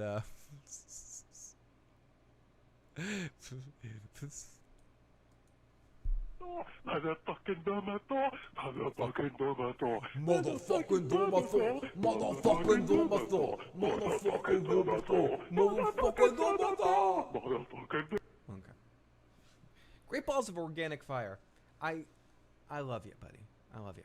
Do you know what I need to do? I need to do something because if I want this fun to continue, I need to go in the other room for one quick second. So here we go. Here's a little song I wrote. I like my what are you doing? Why are you here? What do you want? You want me to dance again, don't you? You want another dance. That's what the dog wants. The dog wants to jump up and down like a crazy asshole. Again, it's not going to happen right now. Don't worry about that. It's not going to fucking happen. But what is going to happen is no, back away from me. Back away, motherfucker. Back away. Someone said earlier this show needs a little brawn. Let's get a little brawn in here. And here we have Bronn, son of... You wouldn't know it. You're an up-jumped cutthroat. Aye. Up-jumped. Nothing more. You're an up-jumped cutthroat. Now I'm a knight. Up-jumped. You're no knight. Sir Bronn of the Blackwater. Killed the right people, I suppose. That's exactly who I am. My lord. I'm not your toady. I'm not your friend. I'm not your toady.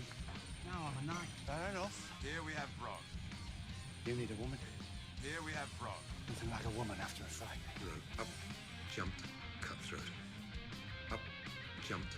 Softer than virgin's thighs. Up-jumped cutthroat. Aye. Up. And you're a grub in fancy armor. I'm just an up-jumped sellsword. Fair enough. You're an anointed knight. Now I'm a knight. You fight pretty good for a little girl. Here we have Bronn. Aye. I'm your friend. I've had an exciting life. I want my death to be boring. Eerie. They say it's impregnable. Give me 10 good men and some climbing spikes. I'll impregnate the bitch.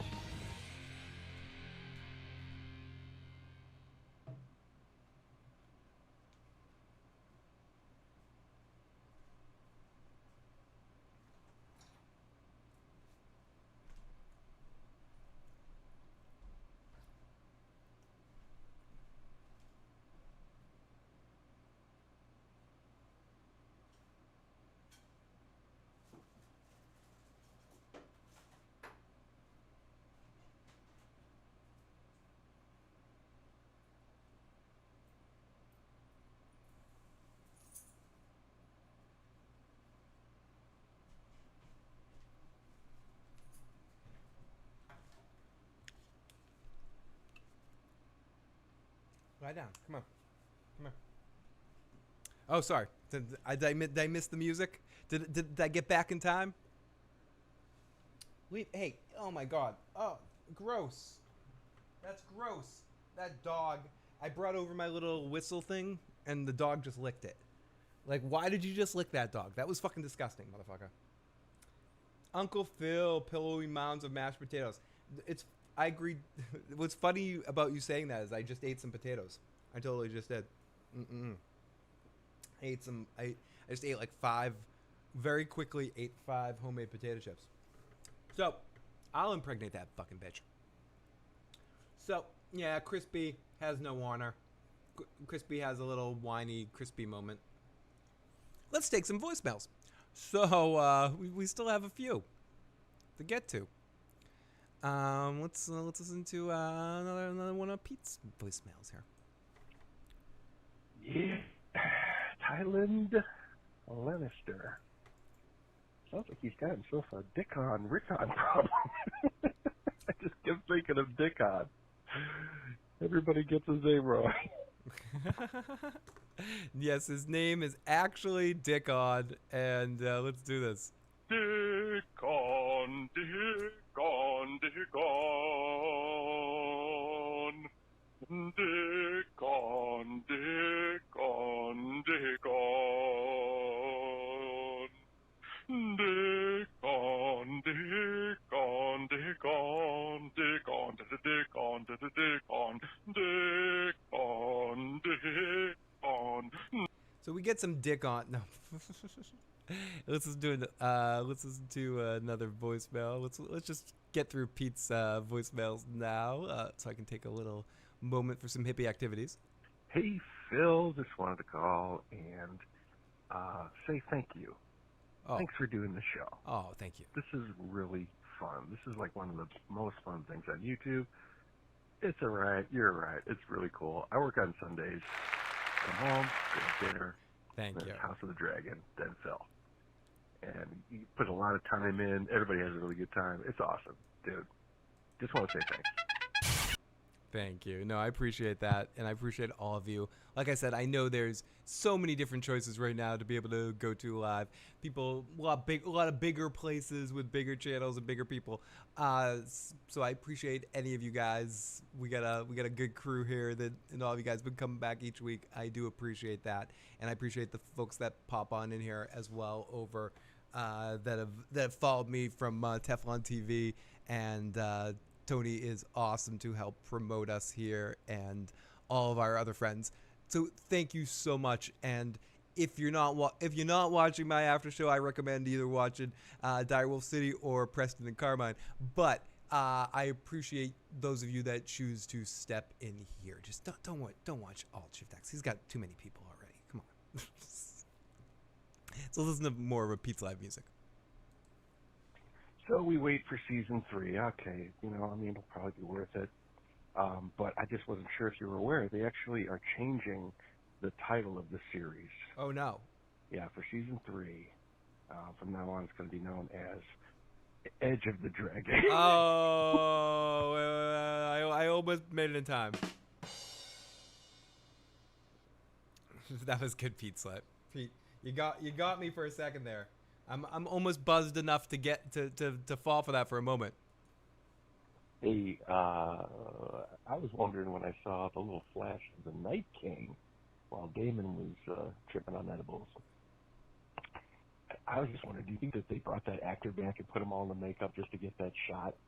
Or do you think that might be something that was recycled off of the old episodes when we had the Night King? I'm guessing it was recycled shot off the cutting room fucking floor. I'm edging my dragon all over the place right now for that particular answer for you. But I can't quite edge it the right way. It's not exploding anywhere. But I would have to rewatch the scene, but I'm guessing it was an outtake or something that they have access to that material.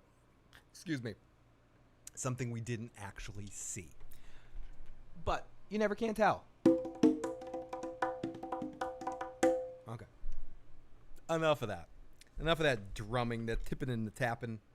How could you lick my whistle? I can't play trumpet. It's too late in the night to play trumpet, but I was going to play the damn dog.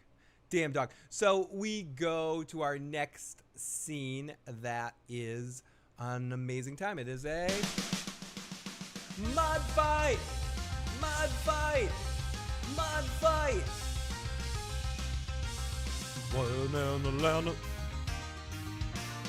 One day Lannister went to this home. He went in the mud and he went on a phone. They tickled his taint and they messed with his mud. Shoved it in his ass and they played with his crud. Mud fight! Mud fight! He's a Lannister. It's funny cause he's in the mud. Get it cause he's kinda pompous. And now he's dirty, wrestling in the mud. Haha! It's funny. Lannisters. Haha! But I liked this scene. It was fine. It was a little mud fight. It was cool. It was, look at him. Let's make him look muddy like Jamie looked that one time. So, I mean, I don't know. It was kind of cool. It was kind of member-berry a little bit, but it was an alright scene. I didn't mind it. We got a little mud fight. I'm going to play that rusty trombone. It's all edging all over the place, Spider. Okay, so they succeeded at castrating Daemon Targaryen this season. Yeah, they did. I mean, hopefully it was a temporary castration. Like, he can sew that shit back on. That's what I'm hoping. And I hope the end of this episode leads into that direction. We shall see. For real. Pete's Live Music says, Jace was really pushing the blue steel tonight. He was. He was given the hairy eyeballs to a lot of people. There's a lot of hairy eyeballs all over the motherfucking place. Miss Duncan the Tall, I love you. I love you. I don't know why I said it like that. It was like I went deep with that. I went deep with the I love. But there was no inherent. Sorry, dog. Don't do it. Don't do it, dog. Don't do it. There's no inherent darker meaning there or anything like that. I just wanted to put a conga through my legs. That's all I got to do. Okay, let's go. Daemon was not castrated as Aegon II, but I'm bumped. I didn't read your joke properly. I botched it, but we'll go. It's a mud fight with the Lannisters. It's getting fucked up. He's getting the best. It's a left from Jamie Clone. No, it's a left from this other person. It's a fight, and now they're gonna have dinner. It's amazing. I mean, you saw it coming a mile away. She likes him because he stood up to her and he actually takes her down a little bit. And then we go, our next scene is Jace. Yes, it was. I believe it was in Stripes, Pete's Live Music. Our next scene that we get is Jace being Princess Poopy Pants again. And it's like, you know, come on, dude. Whatever. He's been a little bit of a crybaby. So then we get more of Lena chasing after Dragon in the cornfields. And then we get singing Lannister for his meal, and they applaud him, and she's flirting with him, and she likes him, and she's like, you know, you're a Lannister, you're sitting in your captain's chair, we like you. The dancer comes in, he's like, I'm gonna go to bed, I'm tired, I got my ass kicked in the mud. And she goes, listen, I want some babies. I want some Lannister children with golden hair, and you're gonna bang all my wives. It's a party. You're a Lannister. Let's make it happen, motherfucker. And it's a really funny scene. And he's like, how many wives do you have? And it's gonna be some Lannister fun. It's gonna be like Bongo City going on there. What? Bongo City?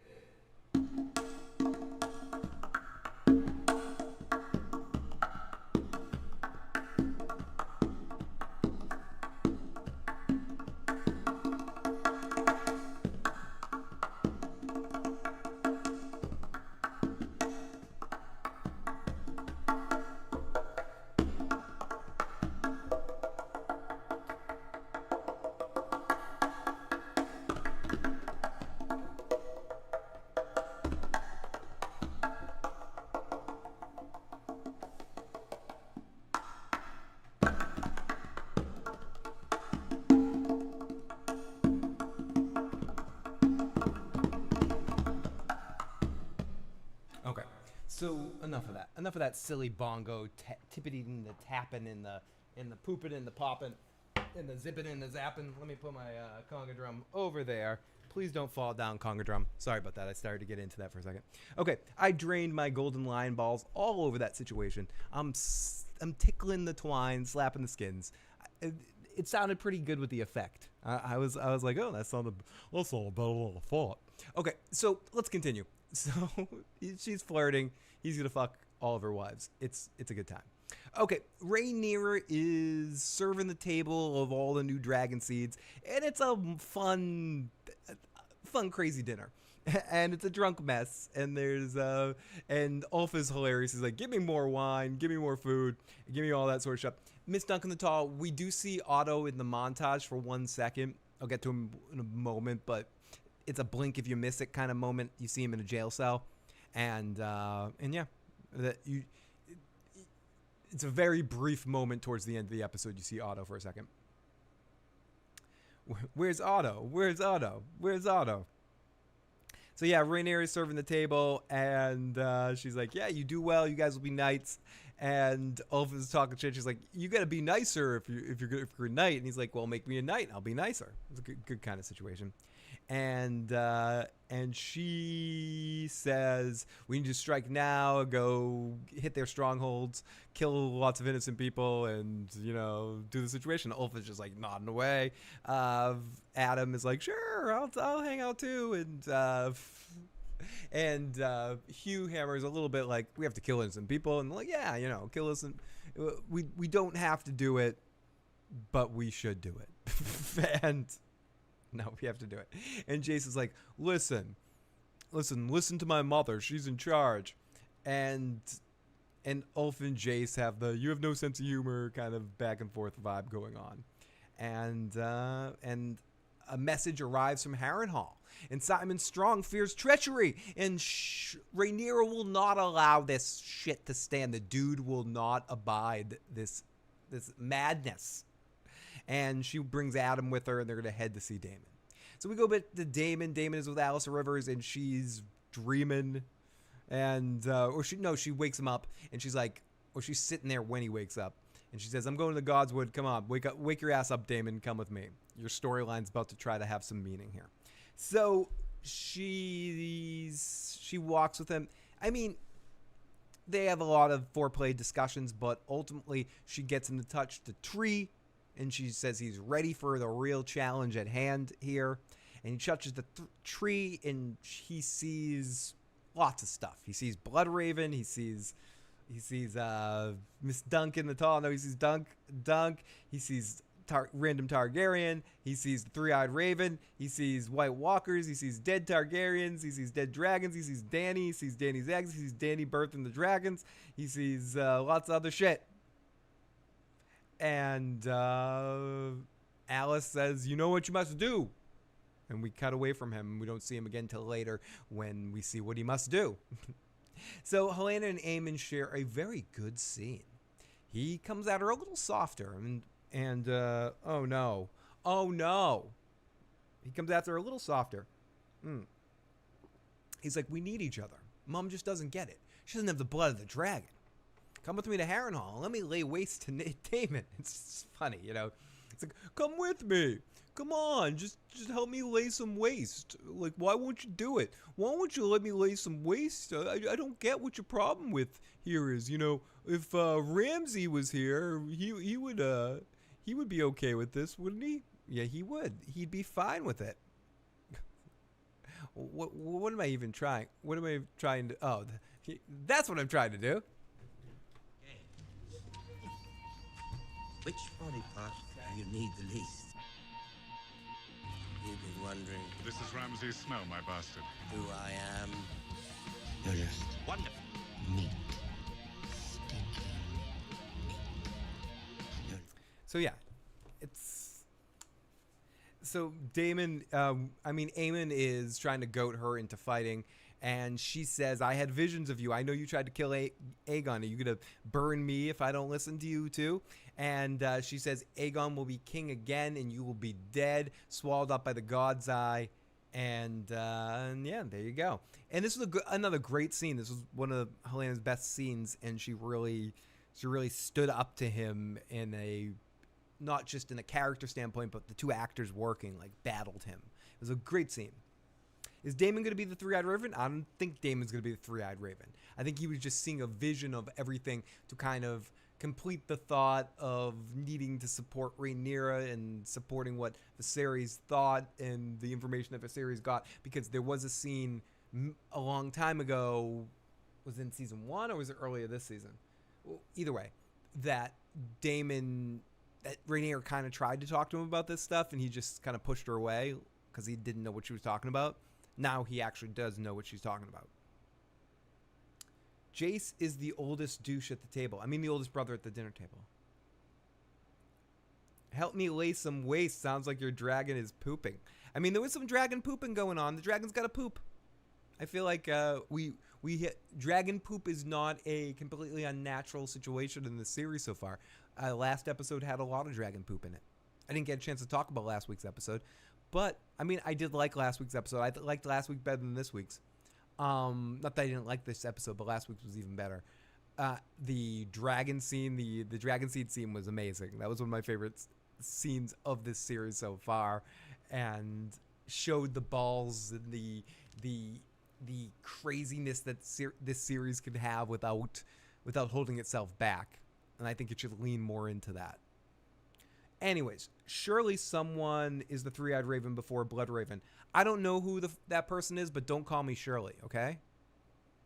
Anyways, so she says, "Yeah, will you burn me? The God's Eye will swallow you up. You're fucked." He says, "I could kill you." She says, "That won't change your fate, dude. You're dead." So, so Rhaenyra and Adam are coming or flying towards Harrenhal, and Cyrex don't like it. And the people see the dragons coming in, they start freaking out. And Simon comes out to greet her, and it was a great shot. Hey, Tim, how's it going, Tim? And how's it going to our good buddy? Listen, don't call me Shirley, man. Our good buddy Tim is in the live chat, and when Tim is in here, you know what I gotta do? I need to pay respect and... Chop off, fuck out, Pam.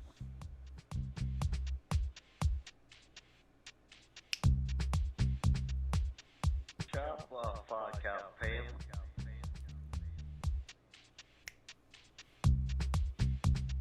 Chop off, fuck out, Pam. Oh, what am I doing?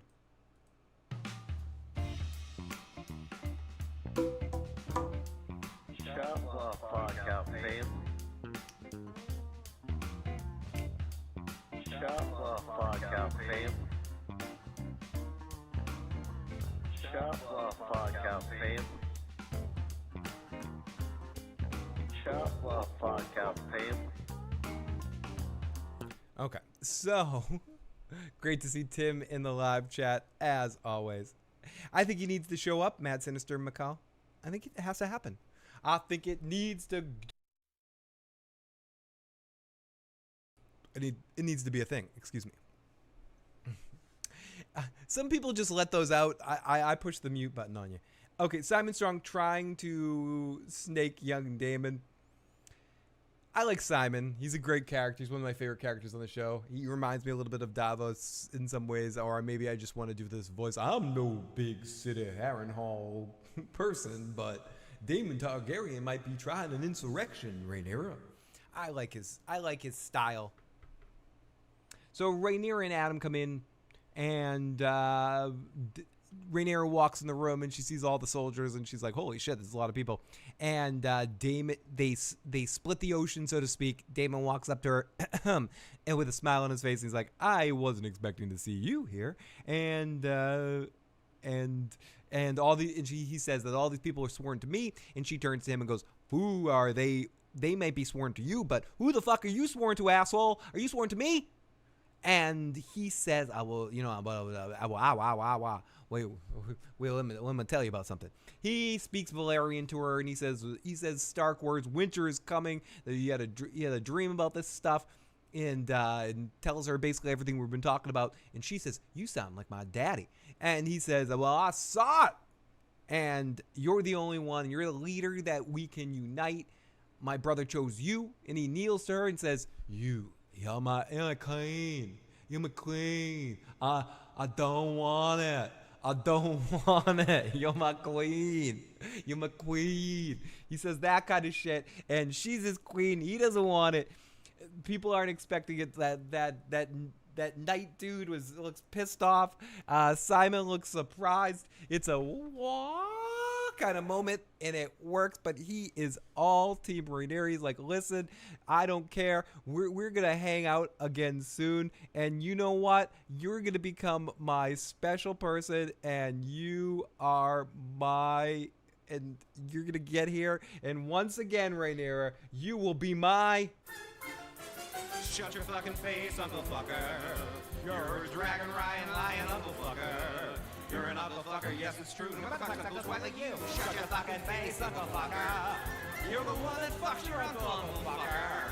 You don't eat or sleep, just have some spawn and fuck your uncle all night long. What's that over there? I don't know. It's just the Targaryens inbreeding again. It's so typical. Which ones are at it again now? At least they're not on a boat. It's Daemon. Oh, that's exciting. I don't think it's exciting, but Rhaenyra is now. She is. Shut your fucking face, Uncle Fucker. Shut your fucking face, Uncle Fucker. You're an Uncle Fucker, I must say. I fucked him on Dragonstone yesterday. Uncle Fucker, that's you, Rhaenyra. That's you, Rhaenyra. I mean, it's not the most beautiful Targaryen reunion ever. That's, of course, Jon and Dany when they had their boat sex.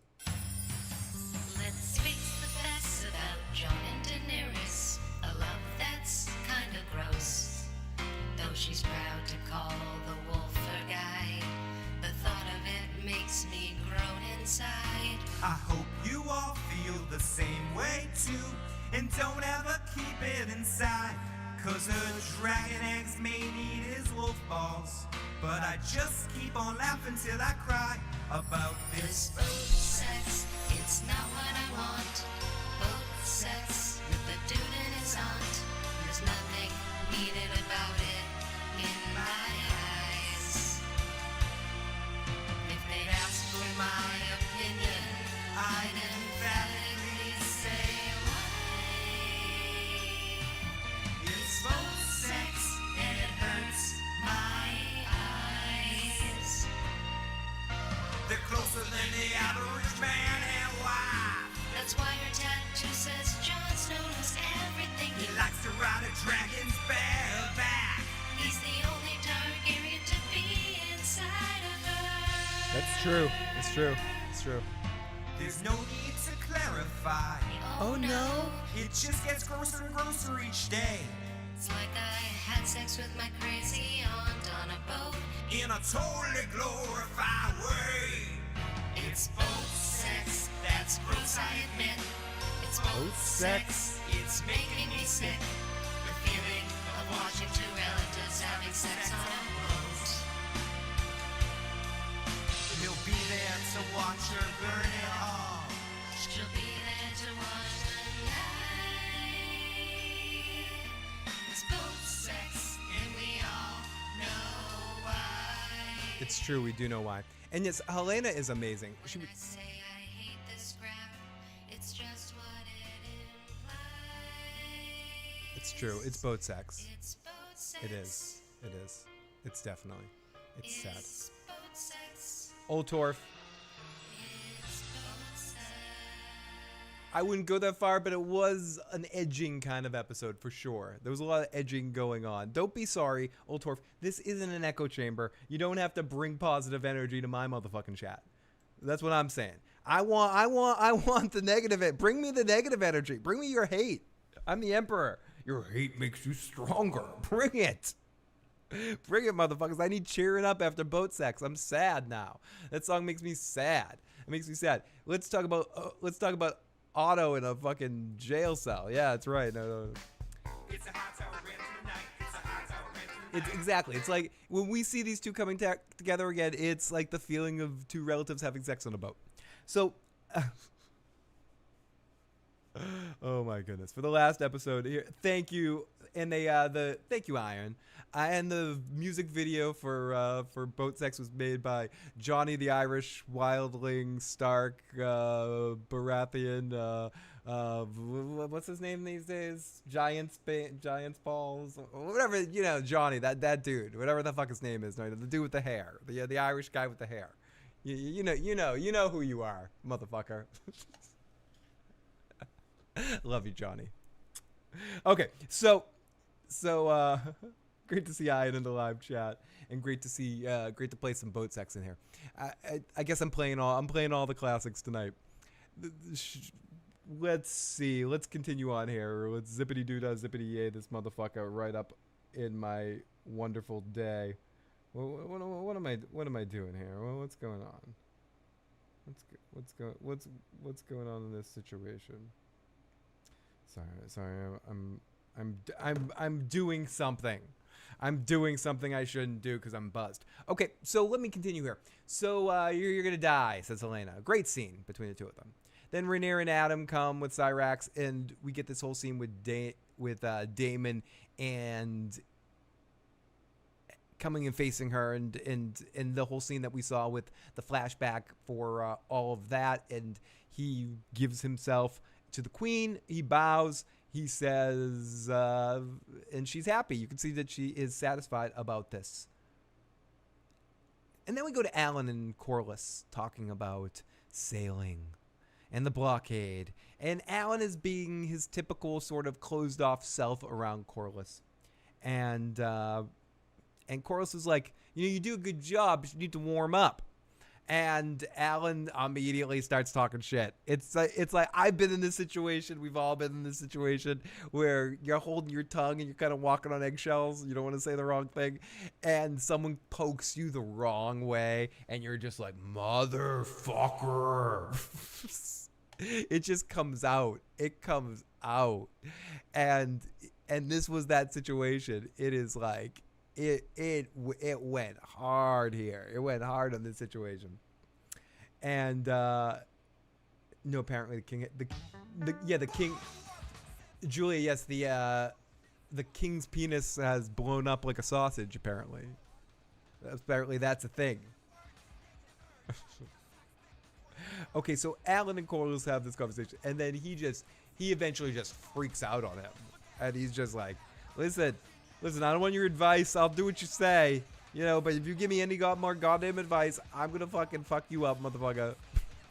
Great scene. Really good dynamic between the two of those characters. It was good to see a little bit more of Alan playing some more of his personality here. So we get Lena walking more, looking for the dragon more, and she sees the dragon and she runs after it. You notice how much time I'm putting into this story? Because they literally just flashed her for a second and show her chasing after the dragon. Don't go chasing dragon dreams. Listen to them something, something. I don't want to chase after a sheep stealer in a good time, baby. But I'm gonna fuck up Cannibal too fast. I don't know. I'm not quite there with it yet. I need a karaoke version of that track to sing along to, and the words to fuck with. But we might get there. Don't go chasing dragon dreams. Listen to Helena, cause she knows what she's talking about. You dumbass. I don't wanna fuck up even if I. Okay, I'm sorry. I'm working it. It's not there yet, but we'll get there. So don't go chasing dragon dreams. Okay, so whatever. Then we flash over to the White Worm doing some more battle foreplay, which could be the title of this episode. I mean, fair enough. We could title this whole storyline, this whole episode, Battle Foreplay. Yeah, I mean, I would agree with that. I would say you have a point, my friend. And when I say that the spider's balls of gigantic fury of slapping all over my face. Now, the spider's balls, great balls of fire, says they're really dragging the sheep stealer storyline. Yeah, there we go. Yes, Tim. Okay, so the White Worm builds up Rhaenyra's ego a little bit. And who pays the price for not holding back? I do. So Rhaenyra gets a late night visitor. Who's her late night visitor, people? It's Alicent for another heat scene. When I say heat scene, I don't mean the scene's hot. I mean, the actress that plays Alicent is a lovely young lady.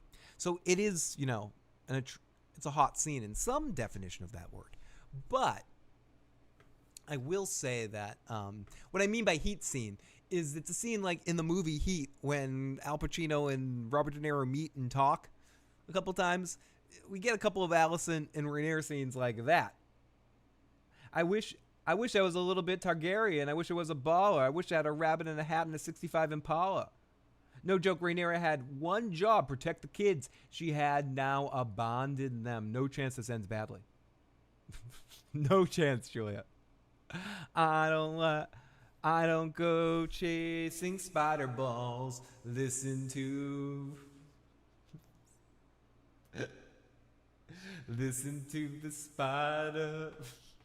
Sorry, I was about to go weird with eunuch stuff right there, but I stopped myself. Thank you very much. Listen to Grey Worm and Varys, because they know it. Okay, so Alicent says, I resented you, Rhaenyra. You had it all. You had the world. You didn't care about virtue. I was virtuing all over the place. I was putting my virtue out my tits. I was throwing my virtue all over the place. And I love it. She's like, I got a boyfriend. You got a boyfriend too? Who's your boyfriend? I want to know who your damn boyfriend is. I don't know who your boyfriend is. What's your boyfriend? My boy. It wasn't anything you didn't do, because you know who that fucking boyfriend is. It is. They call him Crispy Baby, some call him Krispy Kreme. He is the man that did it. He messed the princess scenes. He messed around with Alicent and did the Rhaenyra president. He messed around the best. He's the depressed and rapping down. He's crispy on the mic. He's right. He's crispy and he's crispy tight. He's rapping on the crispy and he's ripping on the tight. Cause he's crispy baby, crispy tight. He's crispy. Crispy. Crispy on the riff and I'm rapping on the crispy and he's crispy tight.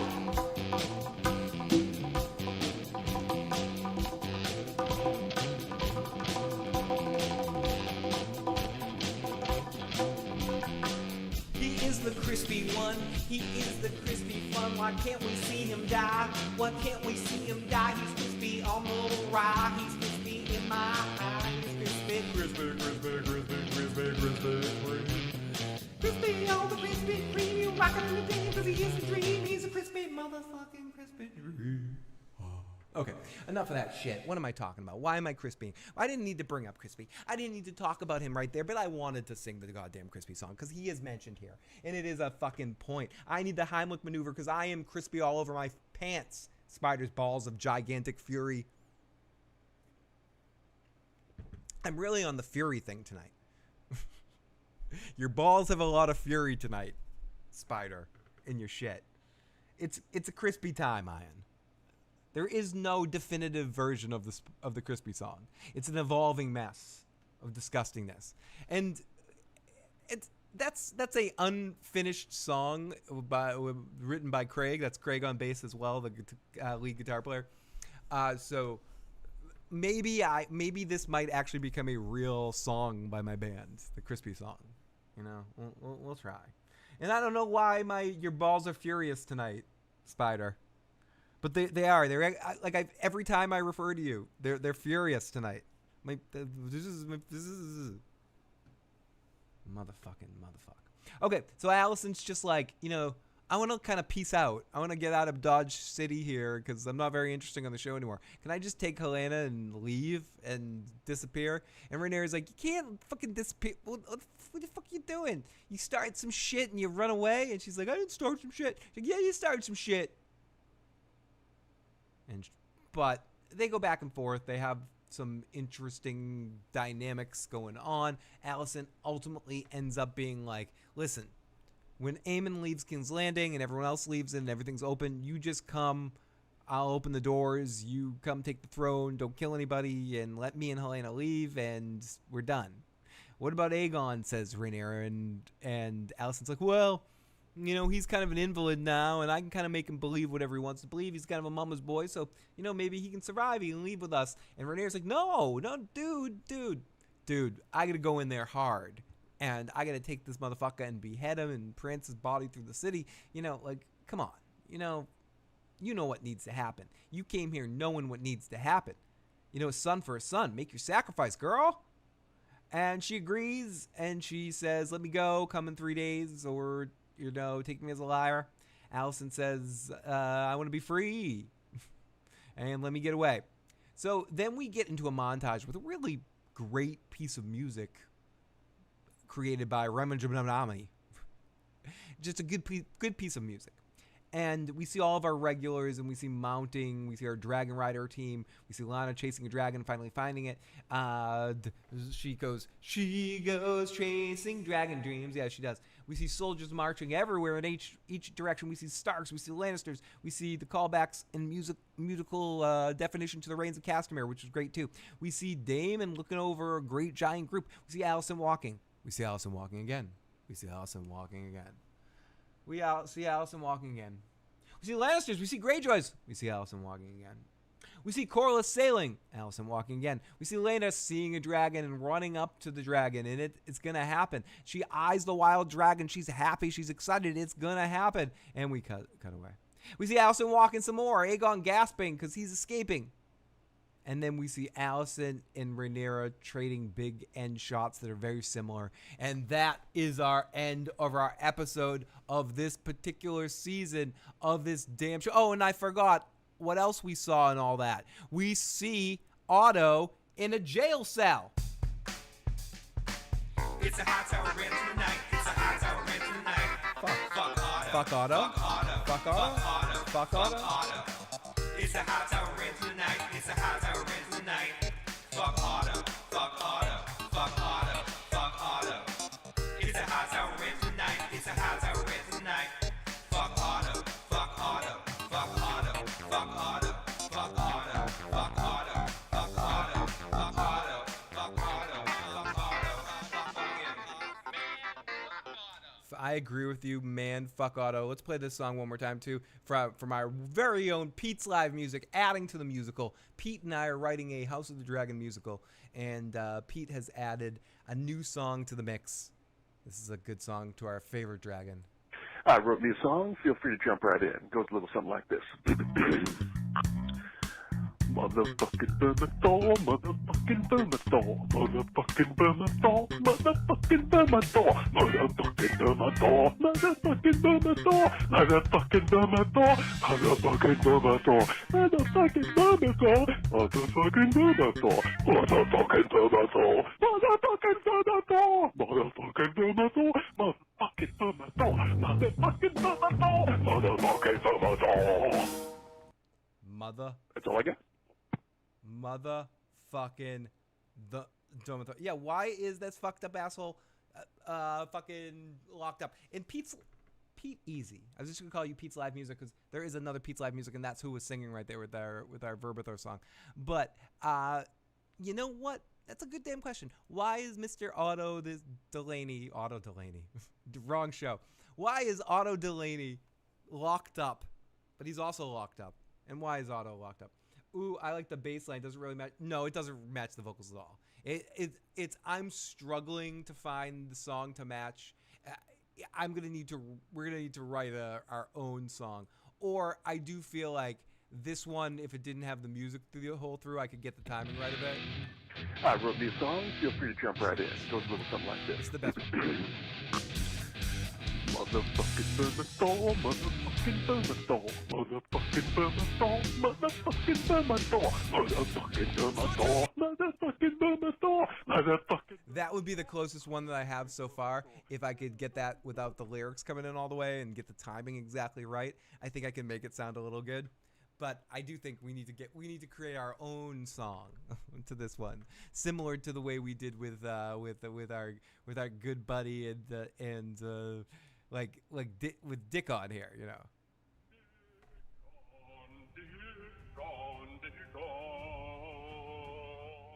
So that's the end of our episode. I'm not going to end things right now. If you guys have any questions or comments about House of the Dragon, please ask them, and we'll talk about the season, talk about this episode. If you have any questions about any other subjects right now, I still have more than half a drink. I'm going to finish this drink before we end this stream, so I'm not in a position right now to be able to waste alcohol. So I'm going to finish this damn drink, and so I will take any questions about any subjects, any shows, any movies, any topics that you want to talk about. I'm doing this based on there is a question in the live chat about a different subject. So if you're here just for House of the Dragon, I'm sorry, but if you want to steer the conversation in that direction, ask a question in the live chat or call on in 781-990-8509. Excuse me. And we will and I will talk more about this particular episode, but in general, this was a pretty good episode of House of the Dragon. Not one of the best, not one of the worst. Not what I would consider a great season finale type episode. If I was ranking it, I would say 7 out of 10 side buttholes probably. But that's being a little generous on it and a little hard on it too at the same time. So I think it kind of evens out. It was a good episode of the series. And when I rank something out of that, I'm ranking within the series itself, not as an overall television episode. I feel like it's easier to rank things within. For House of the Dragon episodes, this is a 7 out of 10. Episode 2 this season was a 10 out of 10 episode. You know, the episode that Rhaenys died was a 10 out of 10 episode. This was a 7 out of 10 episode. Last week's episode was like an 8 or a 9 for me. This, not a bad episode, not the best episode of the season. One of closer to my bottom rankings for bests of the season. But that's not to say I did not enjoy it. So a lot of side buttholes. Yeah, that's my ranking system. Spider's gigantic, furious, dynamic balls of humanity. So let's go to our poll before I forget. We're close to 100 votes in the poll, so thank you so much for everyone checking this poll out tonight. But let me end the poll and see, because it's close. I might need to keep it open until I end, because it's a close vote right now. And the question is, so if you haven't voted in the poll, right now is the time to do it. I'm going to keep this open because a couple of votes could definitely sway this poll because it's close. So the question was, Did they stick the landing / where do you stand? We got 100% awesome. We got it was pretty good. We got meh, fine, okay, and we got poop. So if you haven't voted yet, jump in the poll and give a vote. We'll keep it open for a few more minutes to see if anyone else has some last-minute votes. Good questions. Keep questions coming. Any topics are fine right now. So let me open it up. Never waste. Yeah, I can't waste this fucking alcohol. Is there not going to be spoilers for a Hot D in Dunkin' Egg? How's that going to work? I don't know if there's going to be exact spoilers. It's going to be interesting. I think the first season of Dunkin' Egg can honestly be kind of contained within the perspectives of two characters. There are going to be other moments and other characters that step up, including Bloodraven. But I do think they can kind of keep a lot of those moments. But realistically speaking, Balls of Gigantic Fyrus Fury, they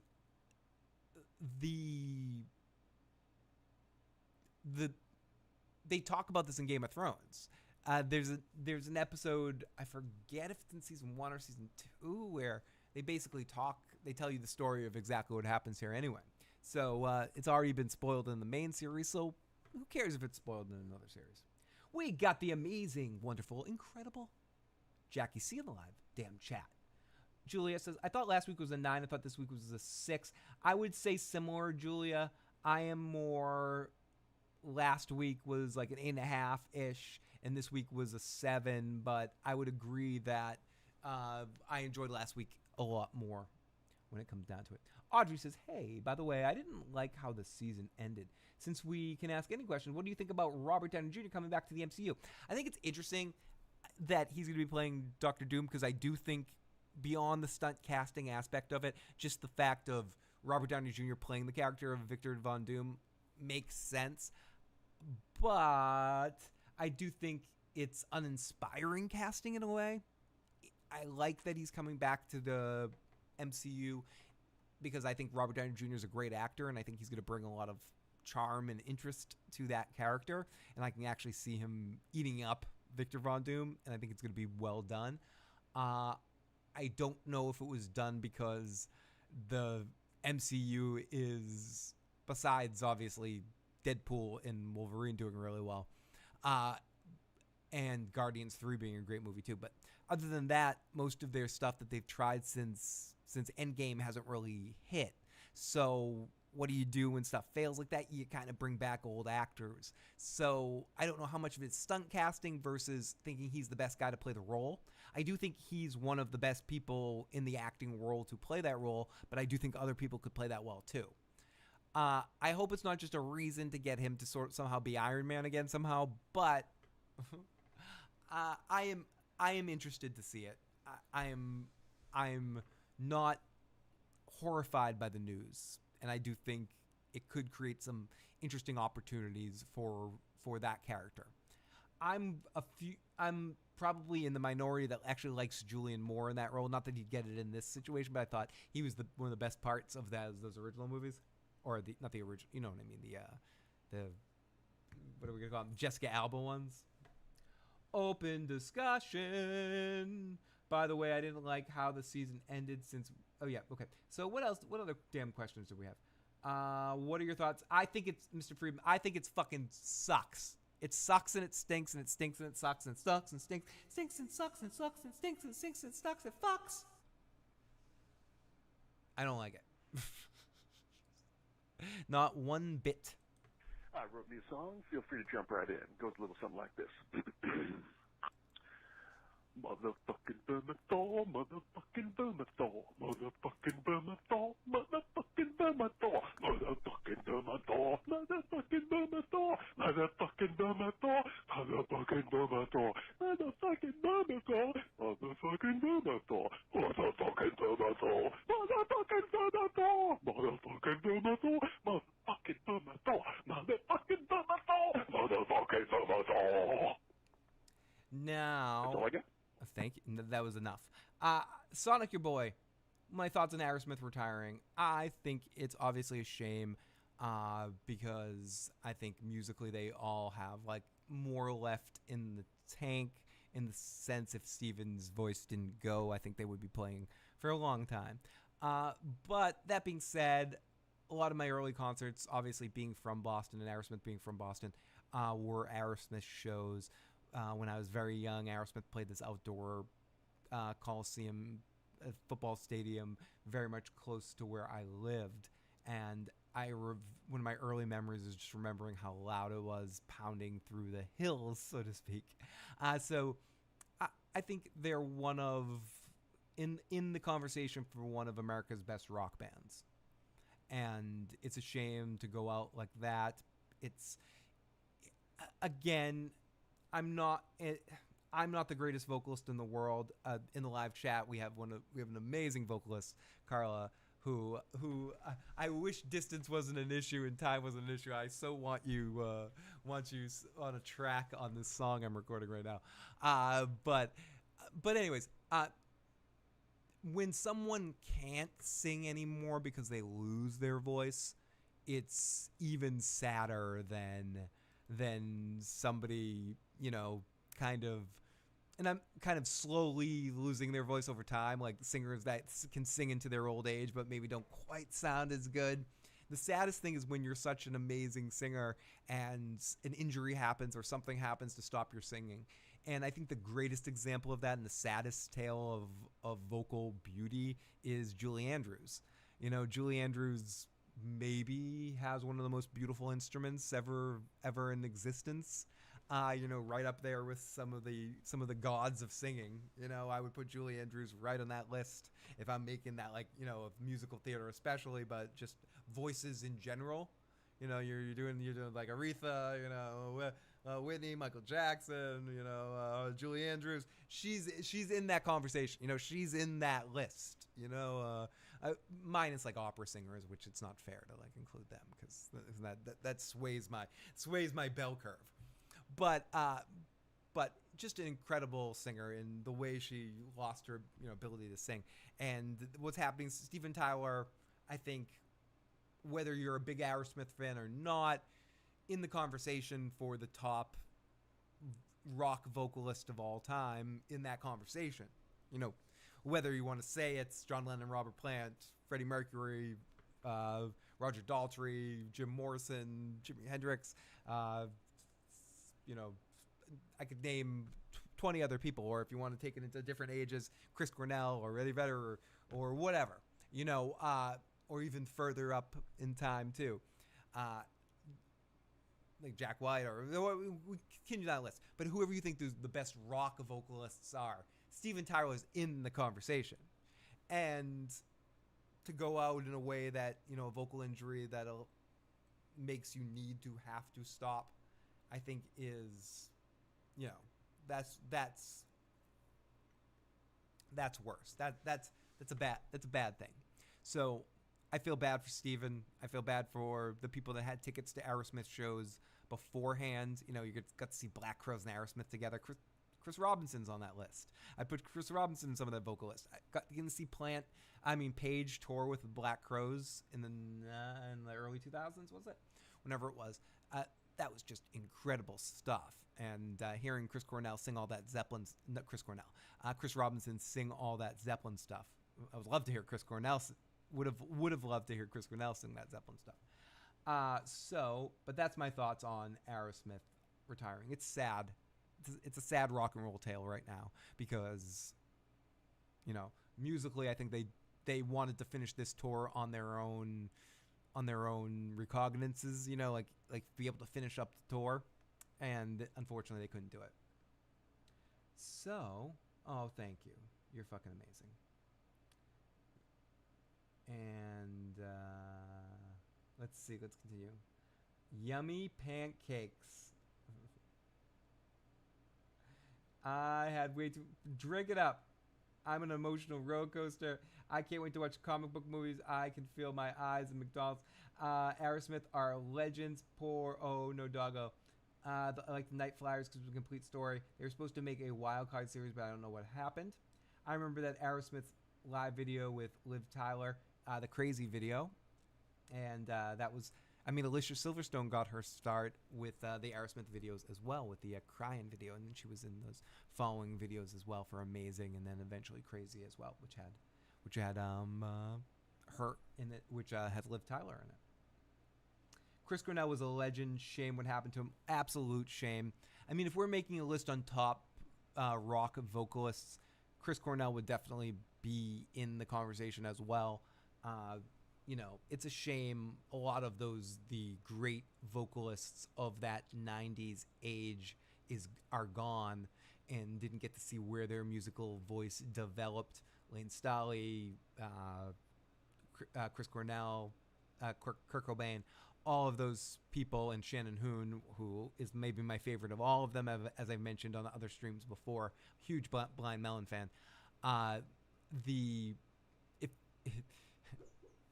no, sorry, the dog is dreaming. The dog is having weirwood dreams of Damon right now. All those vocalists, were gone before the end. And you could say Scott Weiland too, if you're a Stone Temple Pearl Jam fan. So, yeah, it is a shame. But yes, Carla, one of these days, some song someday, I will manipulate your time and make you record something for me. And get you on a track. I selfishly want your voice on a track. Do you think it was a mistake not to begin with Robert's Rebellion? There are no dragons, but there are already characters we know and we love. Julia, I don't know. I do think they needed some separation from the main series to make people want to feel nostalgia for it. So I think having some of that separation was a good thing for them. So I don't necessarily think it was the best bet to immediately go into that. Whether House of the Dragon was the smartest bet to go into, I personally think it should be Dunk and Egg. But when you go into House of the Dragon, you do get characters and people in situations like characters like...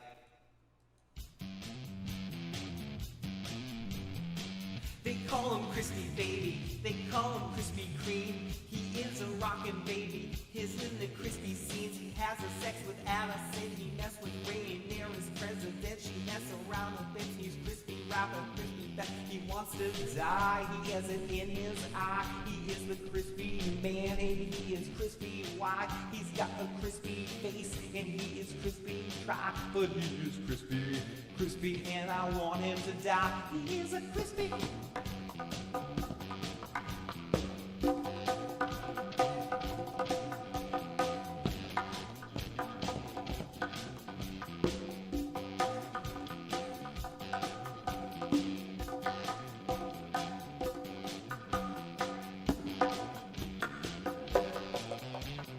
Crispy, oh, won't you die? I said he's crispy, and I want him to motherfucking die. He is crispy.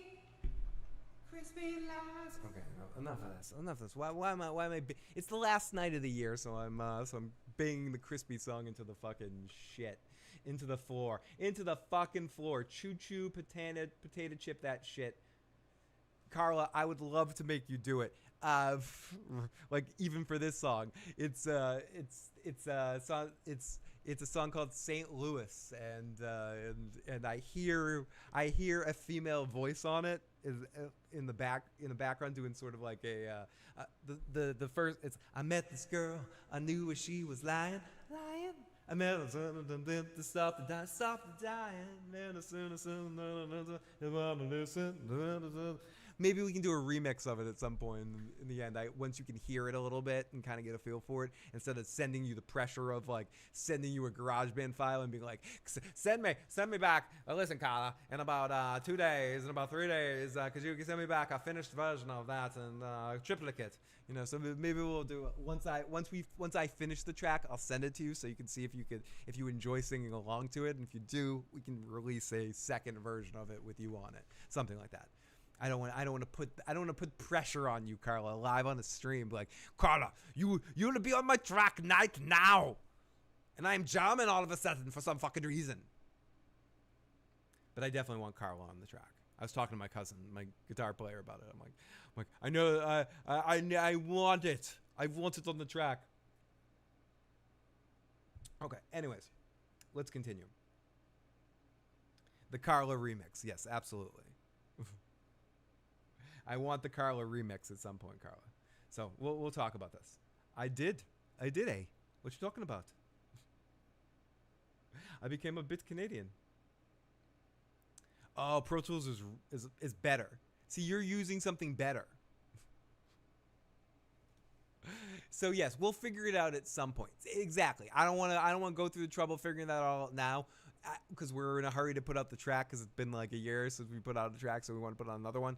So so I'll finish it, play it for you, listen, and then some point in the future, do a co, or just have you send you the audio tracks and have you just sing it, because it will be better. Like, I am more a songwriter than a vocalist. I'm a songwriter that likes to sing. You know, you're a fucking vocalist. So I would also just like to hear you sing it, but that's beside the point. We'll talk about that on a different day. Anyways, let's continue.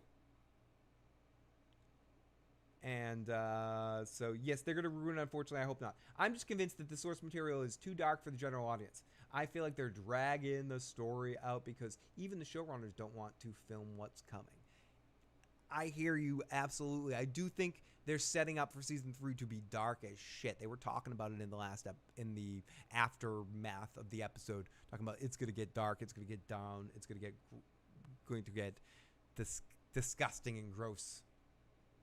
Yeah, exactly. I'm going to send you whatever. I'm not going to talk about this. I'm having a private conversation with Carla on the stream. I'm like, hey, Carla, you know, this is totally a conversation I should have with you in like a private message, but I'm going to have it live on the stream in front of everybody. So let me do this right now. So yeah, I totally have chill. I'm very chill.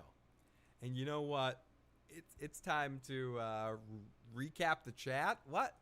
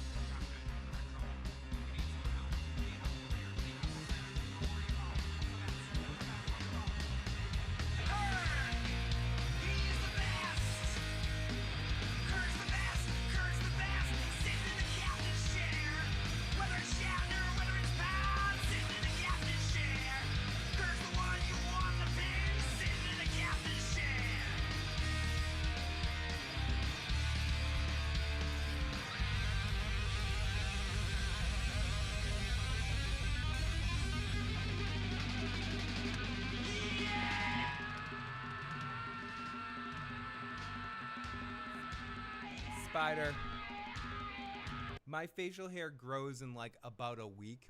So yes, I prefer myself in the facial hair as well, especially because very soon, I mean by the time House of the Dragon season 3 comes out, I will probably have a Santa Claus beard. It'll probably be all white, and I'm very excited to have like the fully white beard. In the summertime, for a couple of reasons, I tend to keep my face clean shaven in this creepy state. For number one, the main reason is like the sun. I like the tan. I like the tan type situation. But the main reason is that I do shows. I do kids shows. I go to like daycares and elementary schools and summer camps and shit like that. And I put on this and after school programs and shit like that. And I put on a one-man like drum comedy show. Jokes like, I'm a cow, I say moo, I taste great in the barbecue, shit like that, as I was saying earlier. So,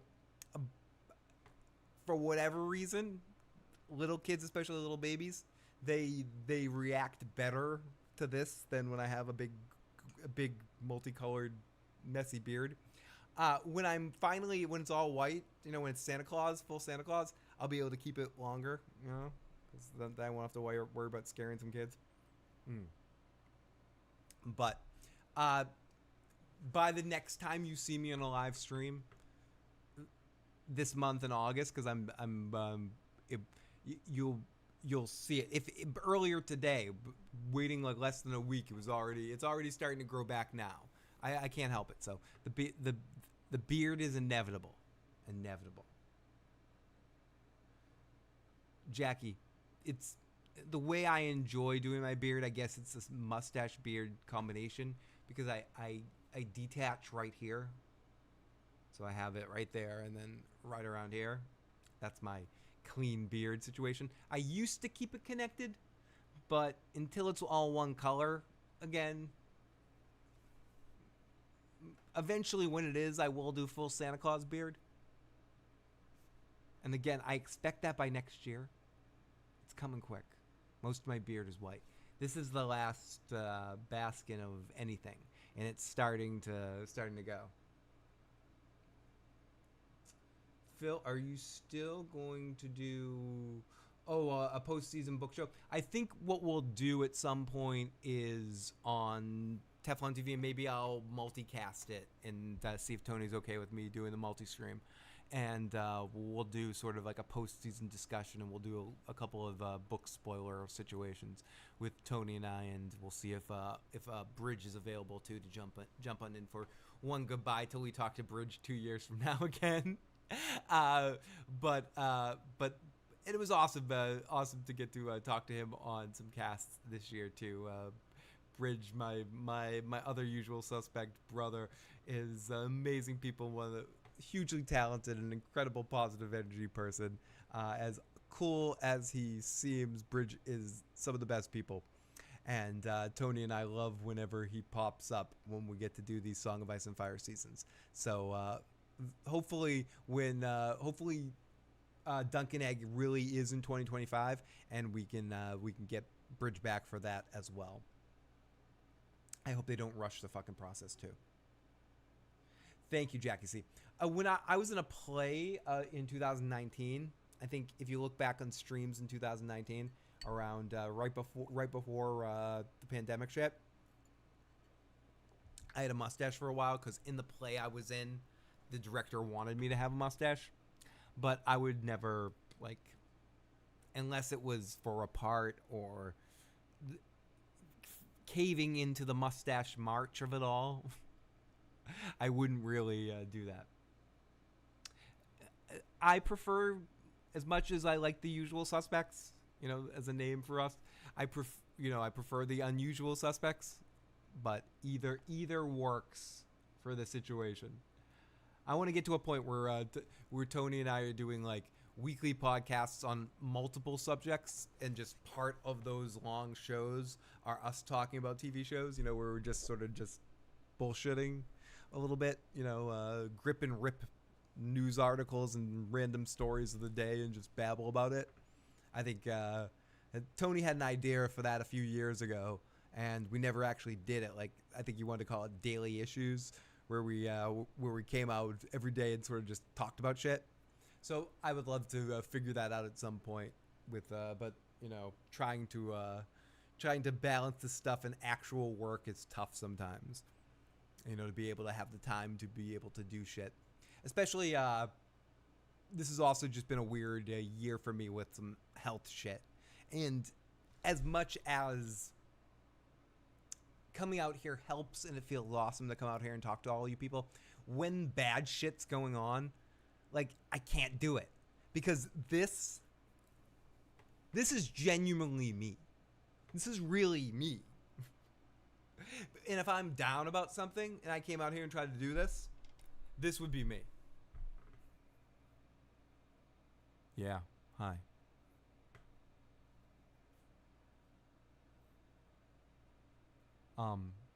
This is Phil, and I'm talking about things. I've been going through some. I gotta tell you guys about what's going on. I can't talk about. You know what I'm saying? Like I can't. It my emotion, my who I am inside right now. Who I am inside right now. It just it comes out. It percolates out my. Proscenium? It percolates out something. I can't hide it. And also, thank you, Sonic Boy. It's one of those weird things, not to get too down that road, where something came up because of my past. You know, as some of you know, I was trying to think of a funny way of saying this, but yes, I have some sketchy health past stuff. So sometimes some shit comes up. Some shit came up. They tested. Inconclusive. They said to wait 3 months. I waited 3 months. They tested again. It's still inconclusive. They said wait 3 months again. If everything's still inconclusive, then we have to do some other shit. So now I'm in the second half of the waiting 3 months. The second half has been easier than the first half because I'm more in the fuck it point right now. You know what I mean? At a certain point in time, you just get to the fucking point where you're like, yeah, fuck it. Only so much you can do. So maybe I'll do a stream at some point about on that stuff if people are curious about that shit, but no one really wants to hear that shit, right? No, I hear you, Jackie, and that's how I am too. Like it's tough. A lot of times where I was missing some streams with Tony or jumping in with him during a couple of months ago, it was because I was going through some serious health shit. And Tony knew. I talked to him and I talked to a couple other people that are like my real friends and shit about this stuff. And Tony's one of those.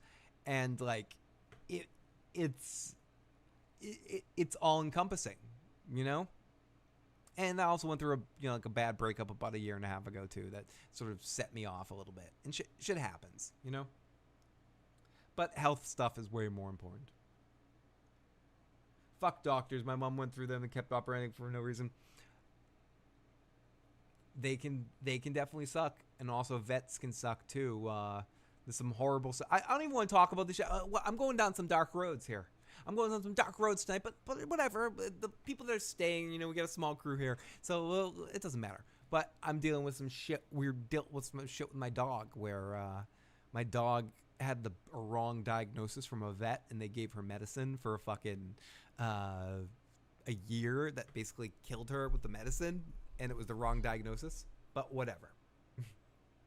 It's been a weird year. Sonic, either way, it's gonna be okay. One way or another, we'll shine through and have some fun. It might be a difficult stretch, but either way, I'm not going anywhere anymore. I'm gonna find an excuse to come out here at least a couple times a month. Matt and I will be back with a Sopranos cast. I don't want to announce it because we've been having trouble figuring it out, but we're gonna be back not next week, but the week after, I think, and that will be the next thing on this channel. Maybe I'll come out with Joe to do our catch-up cast because we have so much shit we have to talk about.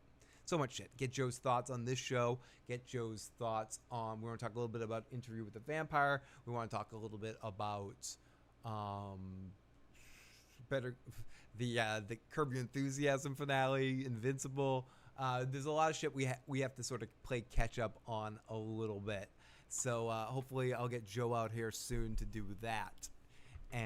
But minimum, Matt and I are going to be continuing with Soprano stuff. And when From starts, when Tony and I do our after shows, I'm pretty sure I'm going to be doing some simulcasting and streaming live, so you can be able to check it out on both channels and have a slightly crazier chat over here, and keep the respectful shit over on Tony's show.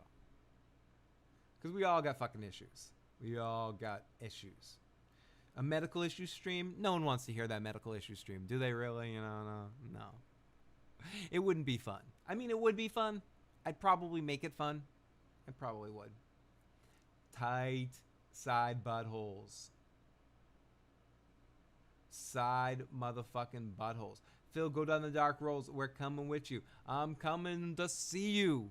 Jessica. No, Jessica? No. I don't even know a Jessica. Do I know a Jessica? We need a crazy chat, Carla. We do. It needs to be that kind of party. It does. I am still almost done with my drink. I'm staying live until my drink is done. When the drink disappears, the stream is over. I got the knife. So any questions you have in the live chat, now is the time. Let me make sure I hit all of our questions. Antoine Thomas, who's disappeared, said Pete's live music would like one of the British castings because we should keep the fun. Also wants to get Phil, get into casting. Luke Gross as Aerys the Mad King. Some British actor as Rhaegar Targaryen. Anna Popplewell as Lyanna Stark. Christopher Lee would have been Maegor the Cruel if he was still alive. Orlando Bloom as Viserys II. Merford Clark as Lyra Roge. Ed Westwick as Aegon the Unworthy. Yeah, Carla, at this point, fuck all, right?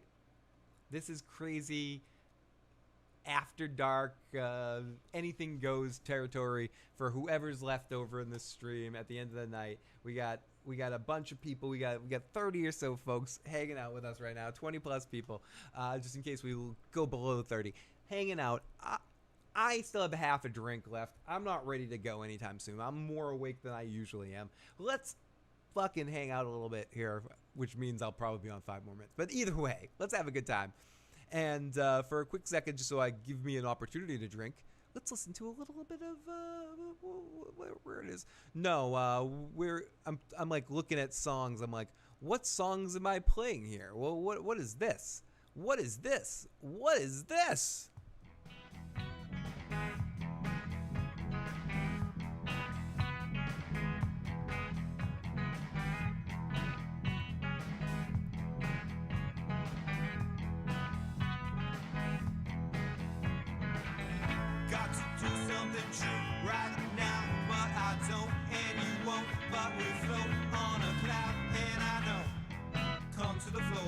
On the trails of the railroad tracks, you got to find your ways, laugh for days, cause that's a fact. Wicked now, wicked, the mental of the sun.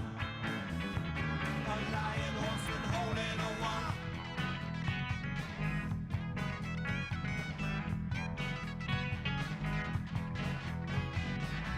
But you need.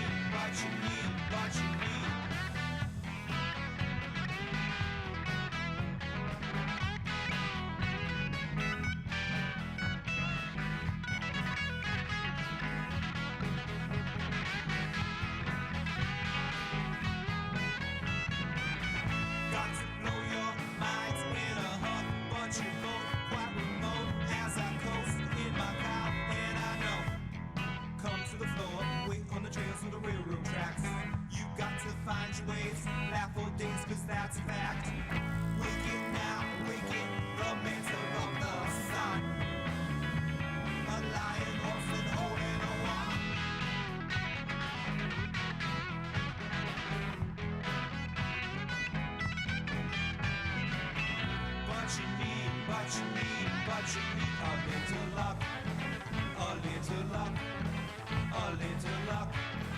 A little luck, my Uncle Buck.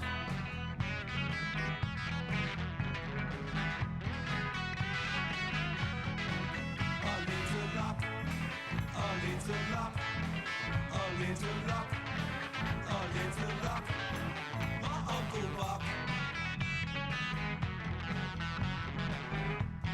Oh my goodness, a little luck.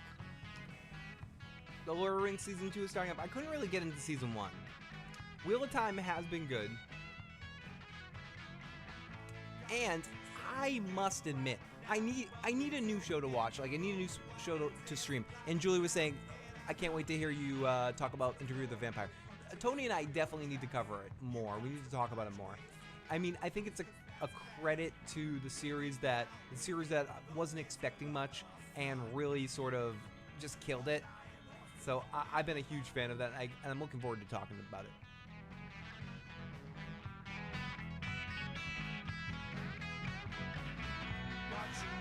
And yes, I do know how to nurse a drink. I'm a cheap date.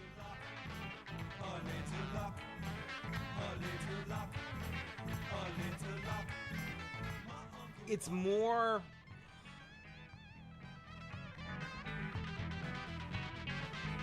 Go, Craigie.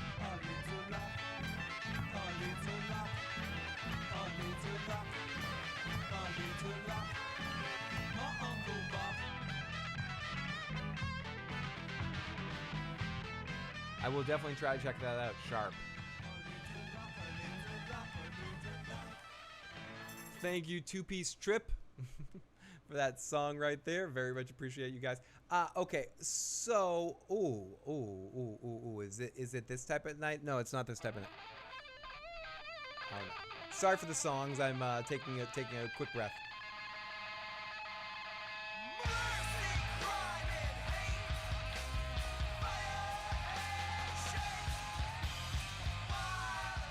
Dude, Better Call Saul were the greatest days in my channel's history. Out of all the shows we covered, Better Call Saul and the final season streams were probably the most fun I've ever had on this channel. And I'm looking forward to covering Vince's next series and hopefully have just as much fun. You know, and it wasn't even about the fact that those were like the most numbers we've ever gotten to over here. It was also just fun to talk about that final season because I really love talking about Vince's shows. So, Echo, thank you so much for sticking around and hanging out. And eventually, I'm gonna get back to do a full Breaking Bad and Better Call Saul rewatch streams and talk about each episode again because I have to. You know, it's too good. Okay, so now I'm a big director's cut kind of fan. If you guys watch the Lord of the Rings movies, do you watch the extended editions or do you watch the originals? Question for the chat. Anyone still in the chat? If you're a Lord of the Rings fan and you watch the Lord of the Rings movies on wherever, HBO, because I think both are right there, do you watch the extended editions or do you watch the original versions? I watch the extended versions. Excuse me, Craig time.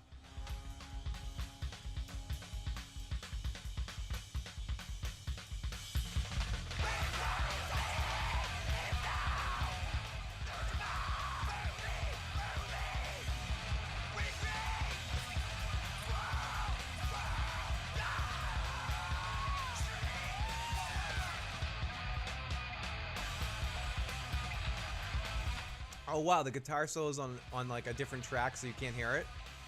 That's interesting. You can only hear the music. You can't actually hear the guitar solo there. Interesting. Okay, so let's continue.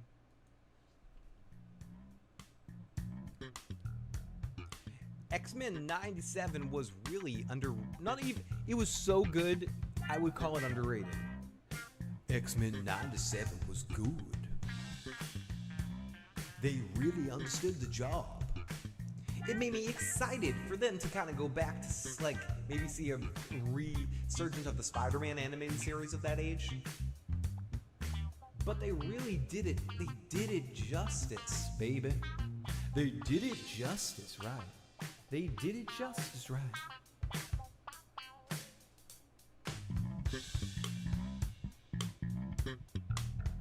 Jackie C says, I only watched The Lord of the Rings when forced, but probably the extended edition. I'm gonna do school pickup. Do you know what's so amazing? Time zones. I feel like I'm starting a stand-up comedy bit. You know what's so amazing? Time zones. No, it's just funny that Carla is like, it's 1:30 in the morning where I am right now. I'm half in the bag, not full in the bag. I'm half in the bag. Singing weird songs like, hey baby, I hear a train a-coming, it's rolling down the bay, and I've seen the sunshine since I don't know where, and I go to Folsom Prison, but time keeps rolling on. You know, I'm thinking about like putting on karaoke tracks right now and singing along and shit, but like, you know, Carla is dealing with school pickups. So thank you for always checking on in and hanging out when it's when the time zones are odd for you, Carla.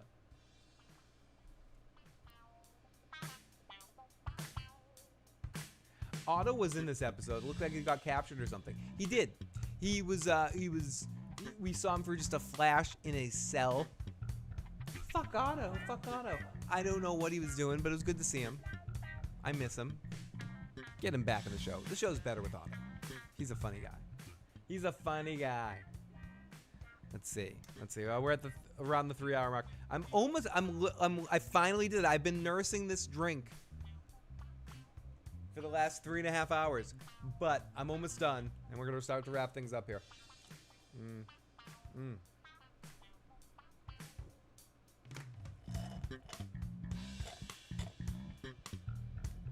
Woo! So House of Dragon is down this year, baby. Okay, so House of the Dragon Season 2 is over. How do I wrap a bow around this shit? There's some aspects of this season I think were an improvement over Season 1. I think they definitely dived into character development more so in this season. I think they did it. I mean, we got into this point where we were like, what? Rhaenyra Targaryen. Here. Will she have sex with her uncle again? I don't know. This and more at 6 o'clock. Check out the Issues News. With hosts Tony Teflon and Phil the Issues Guy. Okay, so, like, I mean, what the flying fuck burger? Okay, so I do think we delved deeper into characters this half of this season, but I do feel like in some level there was some moments where I wish more happened and they took their time a little bit more. And I think part of that is a credit to the fact that they only had 8 episodes instead of 10 episodes. Whether that was a choice that they made or that they thought this was the amount of episodes that we actually need for the storyline, I think for the story that they were telling, more episodes might have helped a little bit to express perfection in the story that they wanted to tell. But I'm no writer. I'm no producer. I'm kind of a director. I've been a director before, but I'm a theatrical person. I'm no actor. I mean I'm a theater actor, but so who gives a shit what I have to think? Really, when it comes down to it. Like if they needed 8 episodes, that's all they needed. Ow, I cut myself on my pop filter. We've got the amazing, the incredible, the beautiful Red Lipsticks Club. Lipsticks. She's got multiple lipsticks in this particular exchange. My alcohol consumption has pluralized half of Anna's name. But my co-host on the After Dark with Tony Teflon on Teflon TV, even though it's been, I feel like it's been almost could it be a year or so since we've done an After Dark? I remember Tony, you and I doing something on my channel that I was joking because I didn't want to, copyright Tony's After Dark, and I called it like the later than night or something. But I think maybe we had one other After Dark in Tony's channel after that, which was probably about 6 to 9 months ago or something. I don't think it was quite a year ago, but Anna, the co-host of the After Dark, and the amazing, hilarious, incredibly witty, and just fun to have on the mic, Anna. So I can't wait. I always can't wait till podcast to get to do with Anna because she is hilarious and amazing. So I will say Damon bending the knee at the end held a higher value because we spent 7 episodes of him in a state of confusion. I think there is something to that. I do think we got a little bit of a payoff on the Damon stuff. Last time was his channel anniversary. So, okay, so it wasn't... So it was about... I believe that was about 6 to 9 months ago or something like that. I'm just making up hours in my head because I'm drunk. I'm drunk, and I'm a friendly drunk. Like, I'm never really a mean drunk. So now that I'm buzzed, I'm like, Anna's awesome. I love you, Anna. You're good people. So... Anna's here, so of course now I'm wrapping things up. I'm like, time to end it. But yeah, I should start to wrap this up. I'm not gonna pour another drink. Let me see. Let me take one more sip. But yes, what else can I say about the season? I think we had some big emotional moments, and they did a good job of depicting them. I think Blood and Cheese was a slight disappointment. Tony has also talked about like the Laurel and Hardy thing. I call them the Beagle Boys from DuckTales. But either way, however you want to dictate it, I wish that was a little bit more menacing. But whatever. I thought Aegon was a highlight of this season. If I'm giving my MVP of the season, I'm giving it to Aegon. I thought he had a great season. Aemon was also very menacing this season. Alicent sucked. Otto was underutilized, but that's part of the story. And I thought Rhaenyra had her moments. I thought this was a great Rhaenyra episode, this season finale. And as much as I did enjoy the season finale, I do wish we got a little bit... It reminded me that I wish that we had 10 episodes. Exactly. Definitely needed 10 episodes. And that's what I was going to get to at the end. As much as everything I'm saying, what has really been dictated here is that 8 episodes is not enough for a Song of Ice and Fire series. We need at least 10 episodes. Don't give me this 8 episode shit with Dunk and Egg. Fuck that. Stop it. So basically what I'm thinking that they decided is we want to do a season before the war. Like do a middle season before when everything's set off in the first season. The second season is everything is like the foreplay to the war, and then season 3 is full on, Dracarys bitches, So I get that to a certain extent. So everything that you did in season 2 was sort of a stall, especially towards the end when you had some sort of like extended episodes. Because you didn't want to get to the battle stuff. Because that's season 3. So, I'm not sure if that was the best choice for me, but it might work for some people, and it probably will work really, really well on a rewatch. And I've talked about that a couple times tonight, and I really do believe that. That's part of the problem. The problem is just that I have to wait 2 years to get completion of this television edging that has built up right now. And this was an excellent, top tier television edging episode with not much explosion. And I enjoy holding that off and waiting for gratification because when it feels right, it feels awesome from a television standpoint. Like when you get it in the right way, it feels great.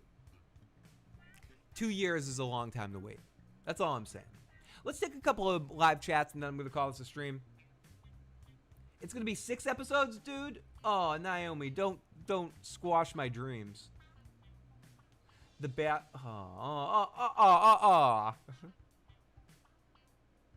Television edging. Jackie C. It's a real thing. I mean, I'm not going to tell you to look it up because you shouldn't look it up because it's not real. It's not real, and I'm not real. I am also a figment of all of your imaginations. Everybody. It was lovely. I'm sorry I missed last week. I won't be gone for long. So keep subscribed to this channel. If you haven't already, hit the like button. Hit the subscribe button. Share the channel with a friend because, you know, I say fuck every other word, so YouTube doesn't share me with anybody. So I need your help to spread the fucking word. I will be back with some nonsense within the next couple of weeks. And if I don't cover another show before then, Tony Teflon and I will be back with the Escaping From podcast, and we'll be live streaming on both of our channels, talking about the next season of From. Uncle Phil Imagination. Sit on Uncle Phil's ketchup couch and join the fun. I love all of you guys. You've been amazing. Edging is very real, and I'm sad too.